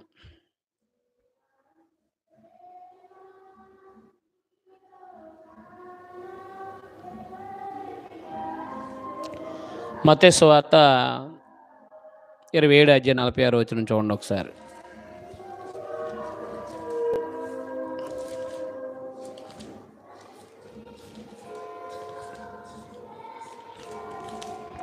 మత్తయి సువార్త 27 అధ్యాయం 46 వచనంలో,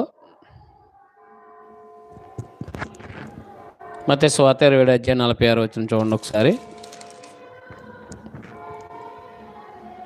ఇంచుమించు 3 గంటలప్పుడు యేసు ఏలి ఏలి లామా సబక్తా అని అతను బిగ్గరగా కేక వేశాను. హీబ్రూలో హేల్ అంటే దేవుడు, ఏలి అంటే నా దేవుడు అని అర్థం అన్నమాట.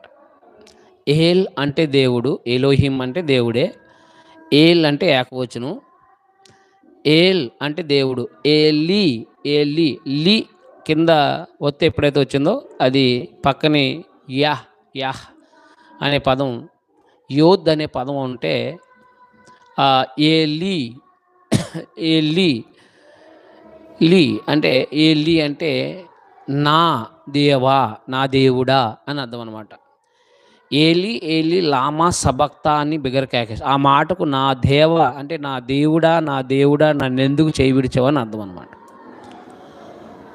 క్రైస్తవులుగా మనం ఈ మాట గమనించాలి. దేవుడు ఎందుకు యేసుప్రభు చేయి విడిచిపెట్టారు?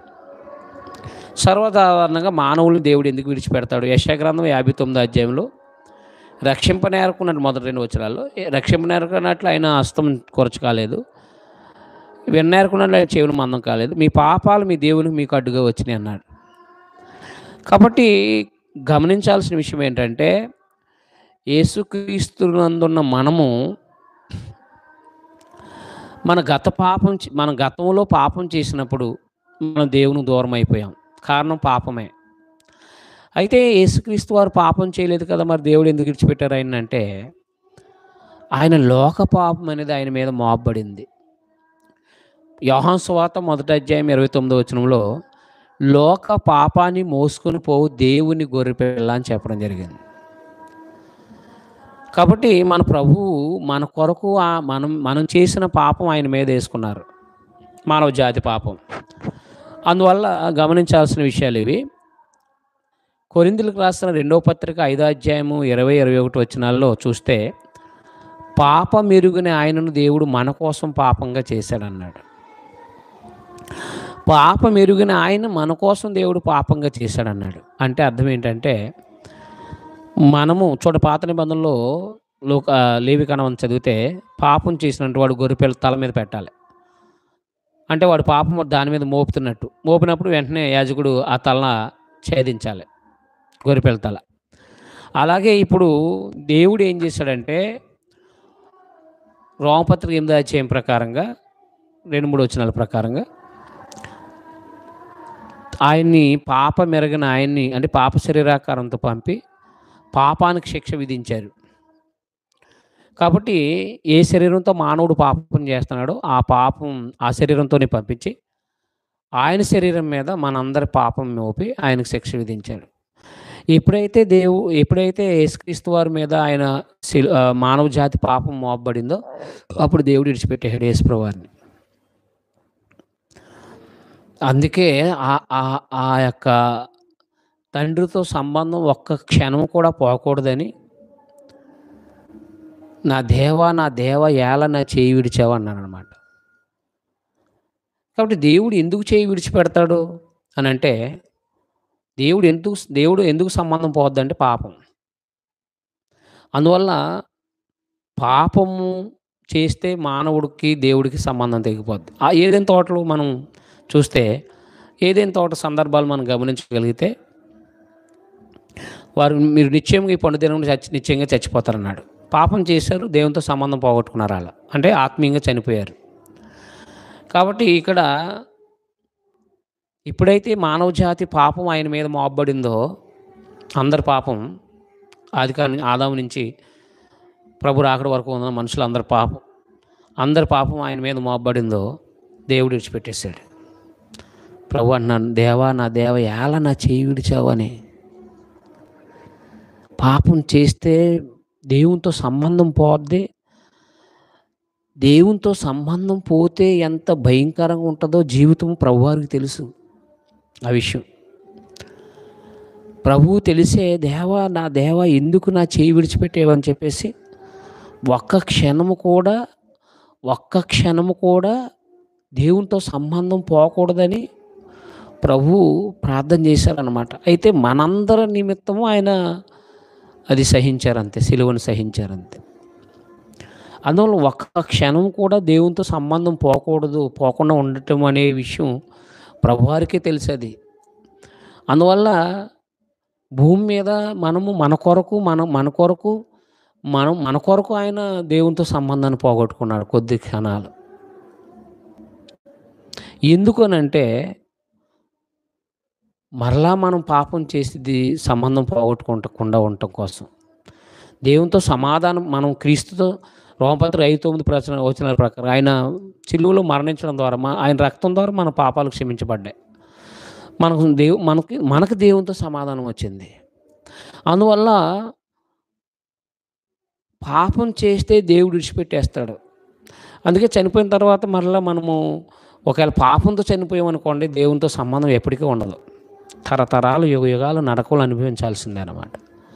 అందువల్ల క్రైస్తవులైన మనందరం కూడా ప్రభువు పలికిన మాట యొక్క భావాన్ని ప్రతిరోజు జ్ఞాపకం చేసుకుంటూ మన జీవితం కొనసాగించాలి. పాపపు ఆలోచనలు మనలోకి వస్తే నా దేవునితో సంబంధం పోద్దని, నా దేవునితో సంబంధం పోగొట్టుకోవాల్సి వస్తుంది అని చెప్పేసి మన బ్రతుకుని మనం జాగ్రత్తగా బ్రతకాల్సిన వారమై ఉన్నాం అన్నమాట. క్రైస్తవుడిగా మన జీవితాన్ని ముందుకు సాగించాలి. మీకు అర్థమైందా? కాబట్టి దేవుని పిల్లలుగా ఎందుకు అని అంటే, దేవునితో సంబంధం పోయింది ఆయనకి.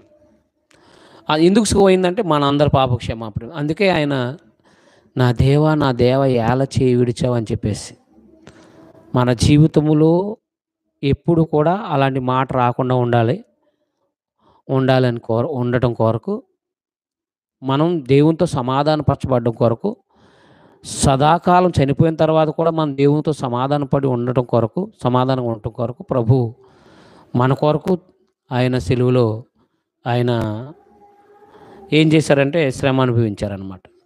అందువల్ల గుర్తుపెట్టుకోవాల్సిన విషయాలు ఇవి.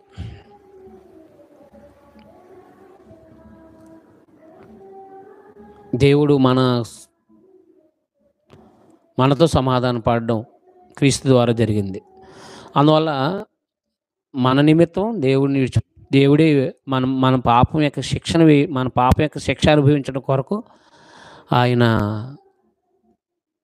మనందరి పాపం ఆయన మీద మోపడంతో మనందరి పాపం ఆయన మీద మోపడంతో పాపం మోపబడిన వెంటనే దేవుడు విడిచిపెట్టేశాడు. అది అడిగారు ఆయన, నా దేవా నా చేయి ఎలా విడిచిపో అని చెప్పేసి. మన కోసం చేశారు కాబట్టి మనము దేవునితో సంబంధం పోకుండా జాగ్రత్తగా బ్రతకడానికి మనం ప్రయాసపడాలని మనం గుర్తుపెట్టుకోండి. తర్వాత 5వ మాటగా మనం గమనించగలిగితే యోహాను సువార్త 19:28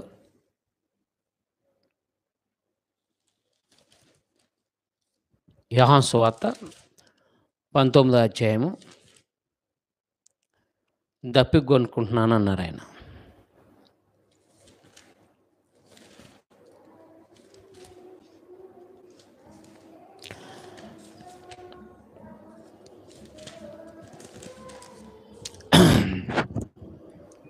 ఐదవ మాట, ప్రభువారు శిలువలో పలికిన ఐదవ మాట,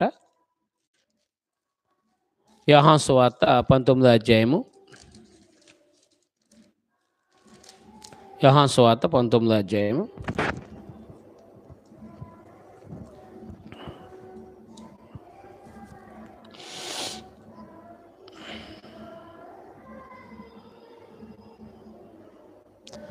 28వ వచనం. ఆ తర్వాత సమస్తం సమాప్తమైందని ఎరిగి లేఖనం ఎరిగినట్లు నేను దప్పికొంటున్నాను అన్నాను. లేఖనం ఎరిగినట్లు నేను దప్పికొంటున్నాను అన్నాను అనమాట. చెరకుతో నేను ఒక పాత్ర అక్కడ పెట్టి ఉండేను గనుక వారు ఒక స్పంజి చెరకుతో నింపి సోపు పొడకను తగిలించి ఆయన నోటికి అందించారు. కాబట్టి ప్రభువారు నేను దప్పికొంటున్నాను అని అన్నారన్నమాట.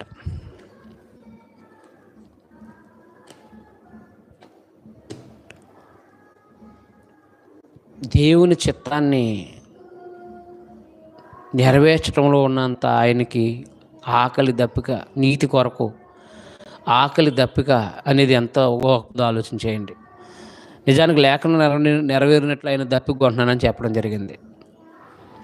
అంటే ఏ దప్పిక కలిగి ఉన్నారు ఆయన అని అంటే భౌతిక సంబంధంగా దప్పిక కలిగి ఉన్నారనుకుంటున్నాం. నిజానికి ఆ స్పంజి చెరకు తీసుకున్నప్పుడు అది నిజంగా ఆయన స్పంజి చెరతో ఇసుక పొడకు తగిలించిన ఆయన నోటికి అందించారు.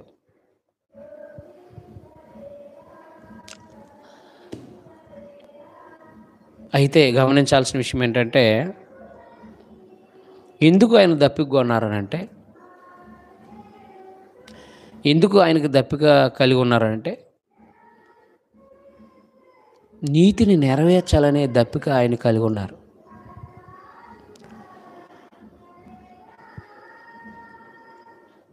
ఎందుకంటే అక్కడ ఆయన ఎలాగ మరణిస్తారు.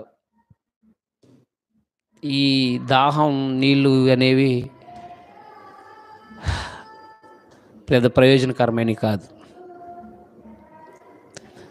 మనం గమనించగలిగితే ఆ దప్పిక గమనించగలిగితే మనం మత్తయి సువార్త 5వ అధ్యాయంలో ప్రభువారి బోధలో ఉంది ఆ విషయం.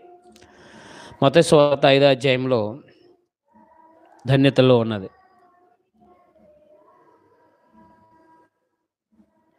6 మత్తయి సువార్త 5వ అధ్యాయం 6వ వచనం, నీతి కొరకు ఆకలి దప్పులు గలవారు ధన్యులు, వారు తృప్తిపరచబడదురని. నీతి కొరకు ఆకలి దప్పు గలగారు, నీతి కొరకు ఆకలి దప్పు కలిగిన వారు, నీతి కొరకు ఆకలి దప్పు కలిగిన వాళ్ళు. చూసారా, నీతి కొరకు ఆకలి దప్పు కలిగినట్టు వారు తృప్తిపరచబడతారు అన్నాడు అనమాట. ధన్యులు, వారు తృప్తిపరచబడతారు.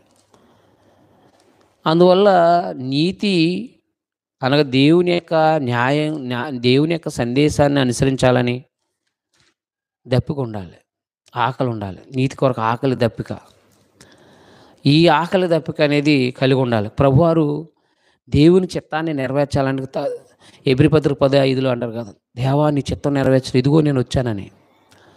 అందువలన ఆయన దేవుని నీతిని నెరవేర్చడం కొరకు ఆయన దప్పిక కొన్నారు.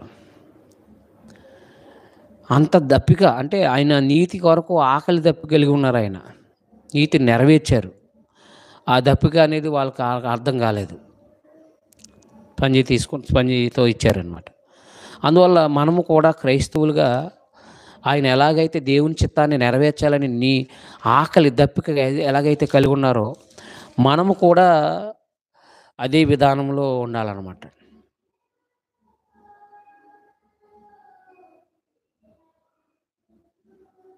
మీకు అర్థమైందా? అదే విధానంలో మనం కూడా ఉండాలి. కీర్తనలు అంటాడు కదా, దేవా దుప్పి నీటి వగలు కొరకు ఆశపడినాడు, దేవా నీ కొరకు నా ప్రాణం ఆశపడుతుందని. క్రైస్తవులైన మనందరం కూడా దేవుని చిత్తాన్ని నెరవేర్చాలనే కోరిక, ఆకలి దప్పిక ఉండాలి మనకి. మన భోజన పానీయాలు తిని మనం మామూలుగా ఉంటున్నాం, అది వేరే. దేవుని చిత్తాన్ని నెరవేర్చాలి, దేవుని చిత్త ప్రకారం బ్రతకాలి, దేవుని సందేశాన్ని ప్రకటించాలి, అనేక మందిని క్రీస్తులోకి నడిపించాలి అనే ఆకలి దప్పిక ఉండాలి మనకు. ప్రభువారు యోహాను సువార్త 2వ అధ్యాయంలో ఆ శిష్యులు మాట్లాడినప్పుడు, దేవాలయాన్ని గురించి మాట్లాడుతున్నప్పుడు ఆయన ఏమన్నారు అని అంటే, యోహాను సువార్త చూడండి, యోహాను సువార్త 2వ అధ్యాయంలో 17 వచనం. ఇది దేవాలయంలో వ్యాపారాలు జరుగుతున్నప్పుడు ఆయన ఖండించారు. ఆయన ఏమనంటే, నా తండ్రి వ్యాపారులు చేయకూడని చెప్పారు. ఆయన శిష్యులు నీ ఇంటిని గూర్చిన ఆసక్తి నన్ను భక్షిస్తున్నాను వ్రాయబడినట్టు జ్ఞాపకం చేసుకున్నారు. కీర్తన 69:9లో చెప్పబడినట్టుగా నీ ఇంటిని గూర్చిన ఆసక్తి నన్ను భక్షిస్తుందన్నారు. అంటే దేవాలయాన్ని వ్యాపారటీలుగా చేయకుండా అని చెప్పేసి అన్నారు. అంటే దేవుని యొక్క దేవాలయం పట్ల ఎంత ఆసక్తి కలిగి ఉన్నారో ఆలోచించేయండి దేవుని పిల్లలుగా. నేడు సంఘము కొరకు, సంఘ క్షేమాభివృద్ధి కొరకు, సంఘము ఆత్మ సంబంధంగా ఎదగటం కొరకు, అలాగే ఎంతమంది సేవకులు నీతి ఆకలి దప్పు కలిగి ఉన్నారు. సంఘం ద్వారా స్వార్థ ప్రకటించాలని, సంఘం ద్వారా స్వార్థికులను తయారు చేయాలని, సంఘం ద్వారా సత్క్రియలు చేయాలని ఎంతమంది సంఘ సభ్యులు, ఎంతమంది స్వార్థికులు ఆకలి దప్పు కలిగి ఉన్నారో ఆలోచించేయండి. సొంత పనుల మీద పడిపోయారు. సంఘంలో ఒక వ్యక్తిని క్రీస్తులోకి నడిపించాలి, సంఘానికి ఎదిగిన మనము సంఘంలో కొత్తగా వచ్చిన వాళ్ళకి మాదిరికరంగా బ్రతకాలనే ఆలోచన ఏమీ లేదు. నేను దేవుని చిత్త ప్రకారం బ్రతకాలి, దేవుని చిత్త ప్రకారంగా, దేవుని యొక్క చిత్త ప్రకారంగా సువార్త పని కొరకు సహకరించాలి, సువార్త పనిలో నేను నీతిగా బ్రతకాలి, సువార్థికుడికి నేను సహకారిగా ఉండాలి, సువార్త పనిలో నేను సహకారిగా ఉండాలి, సువార్త పనిలో నేను నా సహకారం నేను కూడా సహకారంగా ఉండాలి, సువార్త వెదజల్లటం కొరకు నా వంతు నా ప్రయాస ఏంటనే స్త్రీలకు కానీ పురుషులకు కానీ ఏం ఆలోచన లేవు. ఎంతసేపు ఏం సంపాదించాము, ఏ సంపాదన ఎలాగా సుఖపడడం కొరకు దేవుడు సహాయం చేయాలి, ఇవే ఆలోచనలు తప్ప దేవుని నీతి కొరకు బ్రతకాలి, దేవుని నీతి ప్రకారం బ్రతకాలి ఆలోచించాలని ఆలోచన లేవు. ప్రభువారు దప్పుకొన్నది ఏంటి? మనము దేవునితో సంబంధం కొనసాగించి మన కొరకు ఆయన దప్పుకొన్నారు. ఎందుకంటే ఆయన నీతి కొరకు ఆయన బాగానే జీవించారు, నీతి కొరకు ఆకలి దప్పులు కలిగి జీవించారు ఆయన, ఆ నీతి నెరవేర్చారు ఆయన. మరి నేడున్న మనము, క్రీస్తునందున్న మనము దేవుని చిత్త ప్రకారం బ్రతకాలి, దేవుని చిత్త ప్రకారం అనేక మంది క్రీస్తులకు నడిపించాలి. కాబట్టి మరి సహోదరులను ప్రేమించాలి, సహోదరులతో అంటే అనేక మందిని క్రీస్తులకు నడిపించాలి. ఈ తృష్ణ సంఘంలో ప్రతి ఒక్కరికి ఉంటే కనుక సంఘం ఎప్పుడో క్షేమాభివృద్ధి చెందుతారు. ఈ బ్రతుకులు మారలేక ఎంతసేపు ప్రార్థన చేసుకుంటే ఏదో పెళ్ళి అవుతుంది, ప్రార్థన చేస్తే రోగాలు పోతాయి, ప్రార్థనలు పోతే ఎంతసేపు ఈ ఆలోచనలే తప్ప సంఘంలో నీ బాధ్యత ఏంటి? సంఘ పనుల కోసం శ్రమ పడుతున్నావు నువ్వు? ఎవరి కోసం సంపాదిస్తున్నావు? సంపాదన నీ సుఖం, నీ బిడ్డల సుఖం కోసమే కదా. ప్రభు పనిలో ప్రయాసపడుతున్న వాళ్ళ కోసం కానీ, ప్రభు పనిలో ఉన్నవారిని ప్రభునందు ఉన్నవారు బీదలంటి వాళ్ళకి సహాయం చేయడానికి కానీ ఇలాంటి తృష్ణతో ఆలోచన లేదు. దేవుని చిత్తం, దేవుని యొక్క నీతి నెరవేర్చాలనే ఆకలి దప్పిక లేదు. ఊరకనే మాటలు పలకడం కాదు, నీ ప్రవర్తన దేవుని నీతి ప్రకారంగా ఉండాలి. నీ పనులు దేవుని యొక్క నీతి ప్రకారం నువ్వు కష్టపడి పని చేసుకుంటుందో పాటు నీ సొంత పనులే కాకుండా ప్రభు కార్యాలను చూడాల్సిన బాధ్యతను దేవుడు పెట్టాడు. పిలిపత్రలో ఆ విషయాలు చెప్తాడు. ఆ విషయాలు సొంత పనుల మీదే కాదు, ప్రభు కార్యాల మీద ఉంచండి అని. ప్రభు కార్యాల మీద ఎవరున్నారో సంఘ సభ్యులు, ఎవరి పనుల మీద వాళ్ళు పోవడమే. సంఘంలో ఆదివారం వచ్చి హాజరేసుకుని వెళ్ళిపోవడం. నీతి కొరకు ఆకలి దప్పిక అనేది ఉండాలి. అందుకొరకు ఆయన దప్పుకున్నాడు. మనకే దప్పుకుంది. ఆయన నీతి కొరకు ఆకలి దప్పులు కలిగి ఉన్నారు కాబట్టి ఆయన మన కొరకు ప్రాణం పెట్టారు, దేవుని చిత్తాన్ని నెరవేర్చారు ఆయన. మనము క్రీస్తునందు దేవుని పని చేయాలనే నీతి, ఆకలి దప్పిక ఉన్నాయా మనకే? శిష్యులతో చెప్పారు మత్తయి 6:33, ఆయన నీతిని రాజ్యాన్ని ఎతకన్నాను. ఇప్పుడు ఆయన రాజ్యంలో మనం ఉన్నాం, ఆయన నీతిలో మనం ఉన్నాం. వాళ్ళకైతే అపోస్తలుల 2వ అధ్యాయంలో ఏర్పడింది, వాళ్ళకి ఇంకా రాలేదు కాబట్టి ఆయన రాజ్యం నీతి వెతకమన్నాడు వాళ్ళని. ఇప్పుడు మనం ఆయన రాజ్యంలో నీతిలో ఉన్నాం. ఆయన రాజ్యం ఏంటో, ఆయన పరిపాలనలో ఉన్నాం మనం. ఆయన నీతి ఏంటో మనకు వినపడుతుంది. ఎంతవరకు ఆచరిస్తున్నాం మనం? ఆ నీతిని అనుసరించాలని దప్పిక ఉందా? యథార్థంగా యేసు ప్రభువులో బ్రతకాలనే ఆలోచన ఉందా? నీతి కొరకు ఆకలి దప్పిక ఉందా? ఏ దప్పిక కలిగి ఉన్నాం? ఈ లోక సంబంధమైన ఇవన్నీ కూడా వదిలేస్తావు ఓ రోజుని. ఆలోచన చేసుకోండి. నీతి కొరకు ఆకలి దప్పికలు గలవారు ధన్యులు. నీతి కొరకు ఆకలి దప్పికలు అనేవి చాలా ఇంపార్టెంట్ అన్నమాట. కాబట్టి ప్రభువారు ఈ దప్పిక ఎందుకు కలిగి ఉన్నారో ఆలోచన చేయండి. మనందరూ కూడా నీతి కొరకు కూడా ఆకలి దప్పిక కలిగి ఉండాలని ఆయన మన కోసం దప్పికగొన్నారు. ఆయన దేవుని చిత్తాన్ని నెరవేర్చే విషయంలో దప్పిక కలిగి ఉన్నారు ఆయన. ఆకలి కలిగి ఉన్నారు, దప్పిక కలిగి ఉన్నారు. దేవుని నీతి నెరవేర్చారు. నెరవేర్చిన తర్వాత ఆయన 6వ మాటగా సమస్తము సమాప్తమైందని చెప్పారు చూడండి. అదే యోహాను సువార్తలో 6వ మాట 19:30.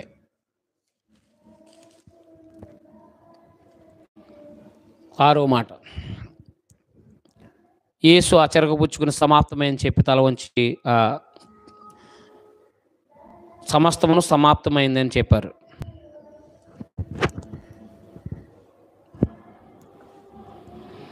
యేసు చెరగపుచ్చుకుని సమస్తం సమాప్తమైందని చెప్పారనమాట. అందువలన సమస్తము సమాప్తమైందని చెప్పారు 6వ మాటలో.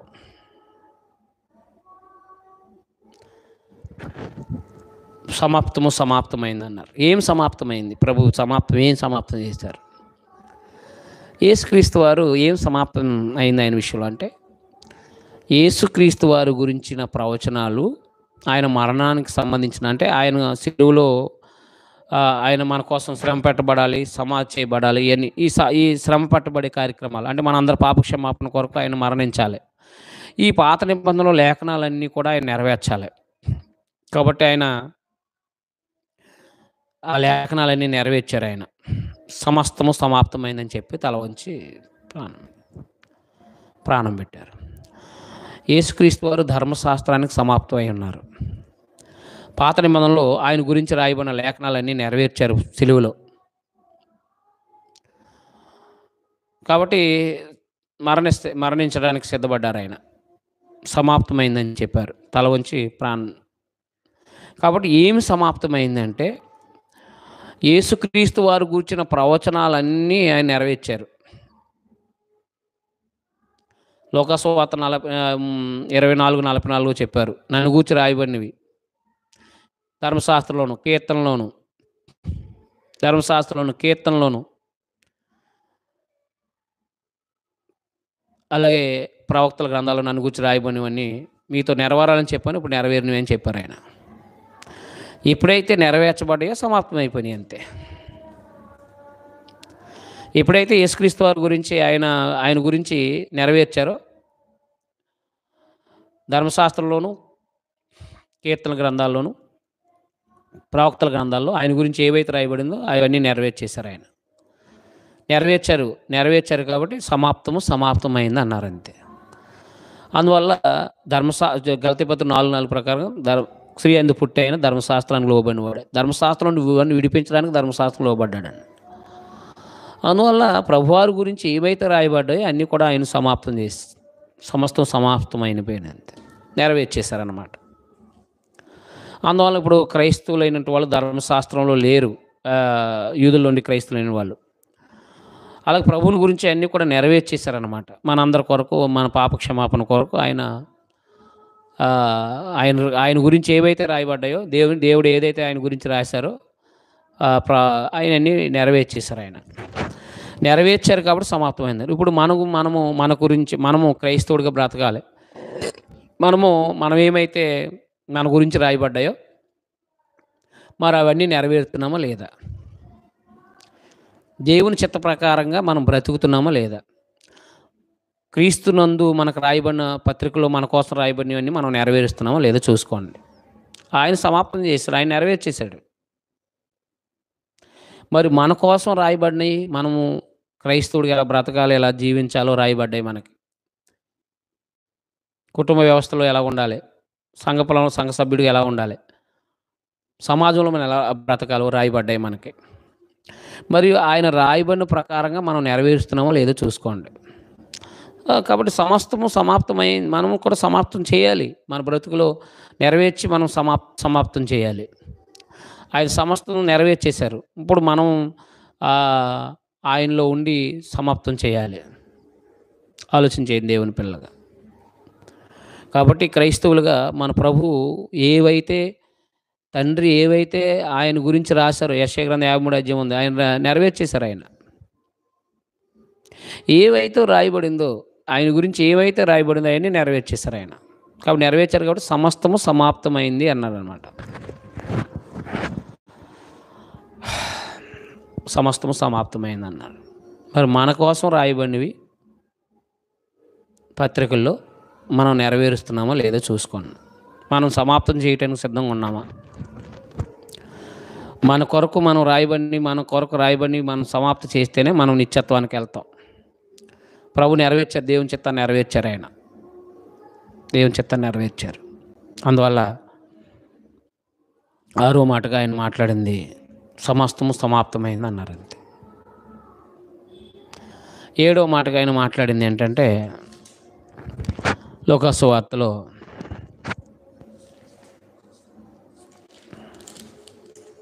23వ అధ్యాయం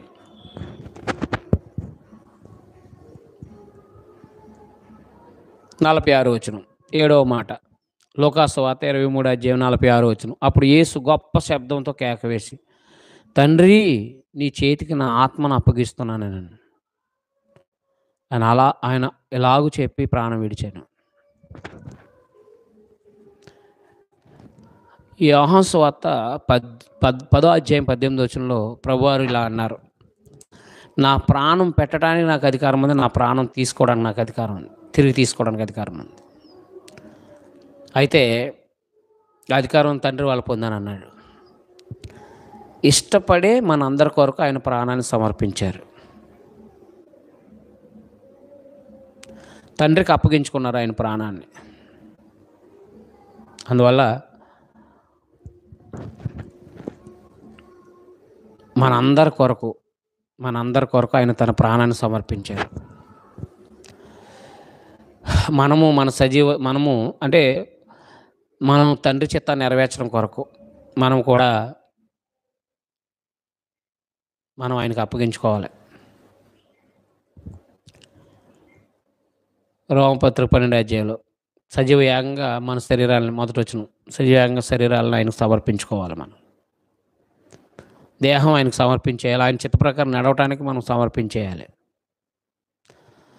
కాబట్టి గుర్తుపెట్టుకోవాల్సిన విషయాలు ఇవన్నమాట. ప్రభువారు ఆయన ఆత్మను అప్పగించేసుకున్నారు. మన అందరి కొరకు తన ప్రాణాన్ని సమర్పించేశారు. అందుకనే మనం ఎఫెసీయుల పత్రిక 1:7 వచనంలో 6-7 వచనాల్లో ఆయన మన కొరకు రక్తాన్ని సమర్పించారు. మన పాప క్షమాపణ కొరకు ఆయన మరణించారు. కాబట్టి ప్రభు అయిన యేసుక్రీస్తు వారు మనందరి కొరకు ఆయన తన ప్రాణాన్ని సమర్పించేశారు. కాబట్టి మనం కూడా దేవునికి సమర్పించుకుని బ్రతకాల్సిన వారమే ఉన్నాం అన్నమాట. అయితే ఆయన ఎందుకు సమర్పించుకున్నారు? ఆయన ఆత్మను ఆయనకు అప్పగించుకున్నారంటే ఆయనకు అధికారం ఉంది. తండ్రికి తన ప్రాణం పెట్టి అర్పించుకోవడానికి అధికారం ఉంది. అందువల్ల దేవుని పిల్లగా మనందరి కోసం యేసుప్రభు మరణించారు సిలువలో, మన పాప క్షమాపణ కొరకు మరణించి ఆయన తిరిగి లేచడం జరిగింది. అందువల్ల ఆయన సువార్త అంటే అర్థం ఏంటంటే మన కోసం లేఖనాల ప్రకారంగా మరణించారు, సమాధి చేయబడ్డారు, తిరిగి లేపబడ్డారు. కాబట్టి మన కోసం ఆయన ప్రాణం పెట్టారు, తన ప్రాణాన్ని అర్పించారు. కాబట్టి ఆయన ప్రాణత్యాగాన్ని ప్రతి ఆదివారం జ్ఞాపకం చేసుకుంటూ ప్రతిరోజు ఎవరో ఒకరికి సిలువను కూర్చుని వార్త ప్రకటిస్తూ అనేక మన ఆత్మను క్రీస్తులోకి నడిపించాలని మిమ్మల్ని నన్ను హెచ్చరించుకుంటూ ముగిస్తున్నాను. ఇంతవరకు లైవ్లో వీక్షిస్తున్న సహోదరులందరినీ కూడా బట్టి వందనాలు చెప్తూ ప్రార్థన చేసుకుందాం. మహోన్నతుడా మా ప్రియ తండ్రి, మా ప్రభు ఏ దినాన్ని మరణించారో, మా ప్రభు ఏ దినాన్ని తిరిగి లేచారో నేర్చుకున్నాం. మా ప్రభు శిలువలో పలికిన మాటల యొక్క భావాల్ని మేము అర్థం తెలుసుకున్నాం నాయన. ఇవి ఆచారంగా చేస్తున్న జనాలకి ఒక మాదిరిగా ఉండడం కొరకు ఈ యొక్క అంశాలని మాట్లాడడం జరిగింది నాయన. అందువలన ఆచారంగా కాకుండా ఆచరిస్తూ నాయన మా తండ్రి ఆచరిస్తూ అనుసరిస్తూ ప్రతిరోజు మేము అనుసరిస్తూ మా జీవితాల్లో మా ప్రభు యొక్క త్యాగాన్ని అనేక మందికి ప్రచురిస్తూ జీవించినట్లు సహాయం చేయండి. మా సహోదరుల వారి కుటుంబంలో వారి అవసరాలు తీర్చిపెట్టండి. మా ప్రభువుని అనుసరిస్తూ జీవించే భాగ్యాన్ని మా అందరికీ దయచేయమని మా ప్రభువుని యేసుక్రీస్తు నామములో ఈ ప్రార్థన సమర్పించి వేడుకుంటున్నాం తండ్రి. ఆమేన్. మీ అందరికీ వందనాలు.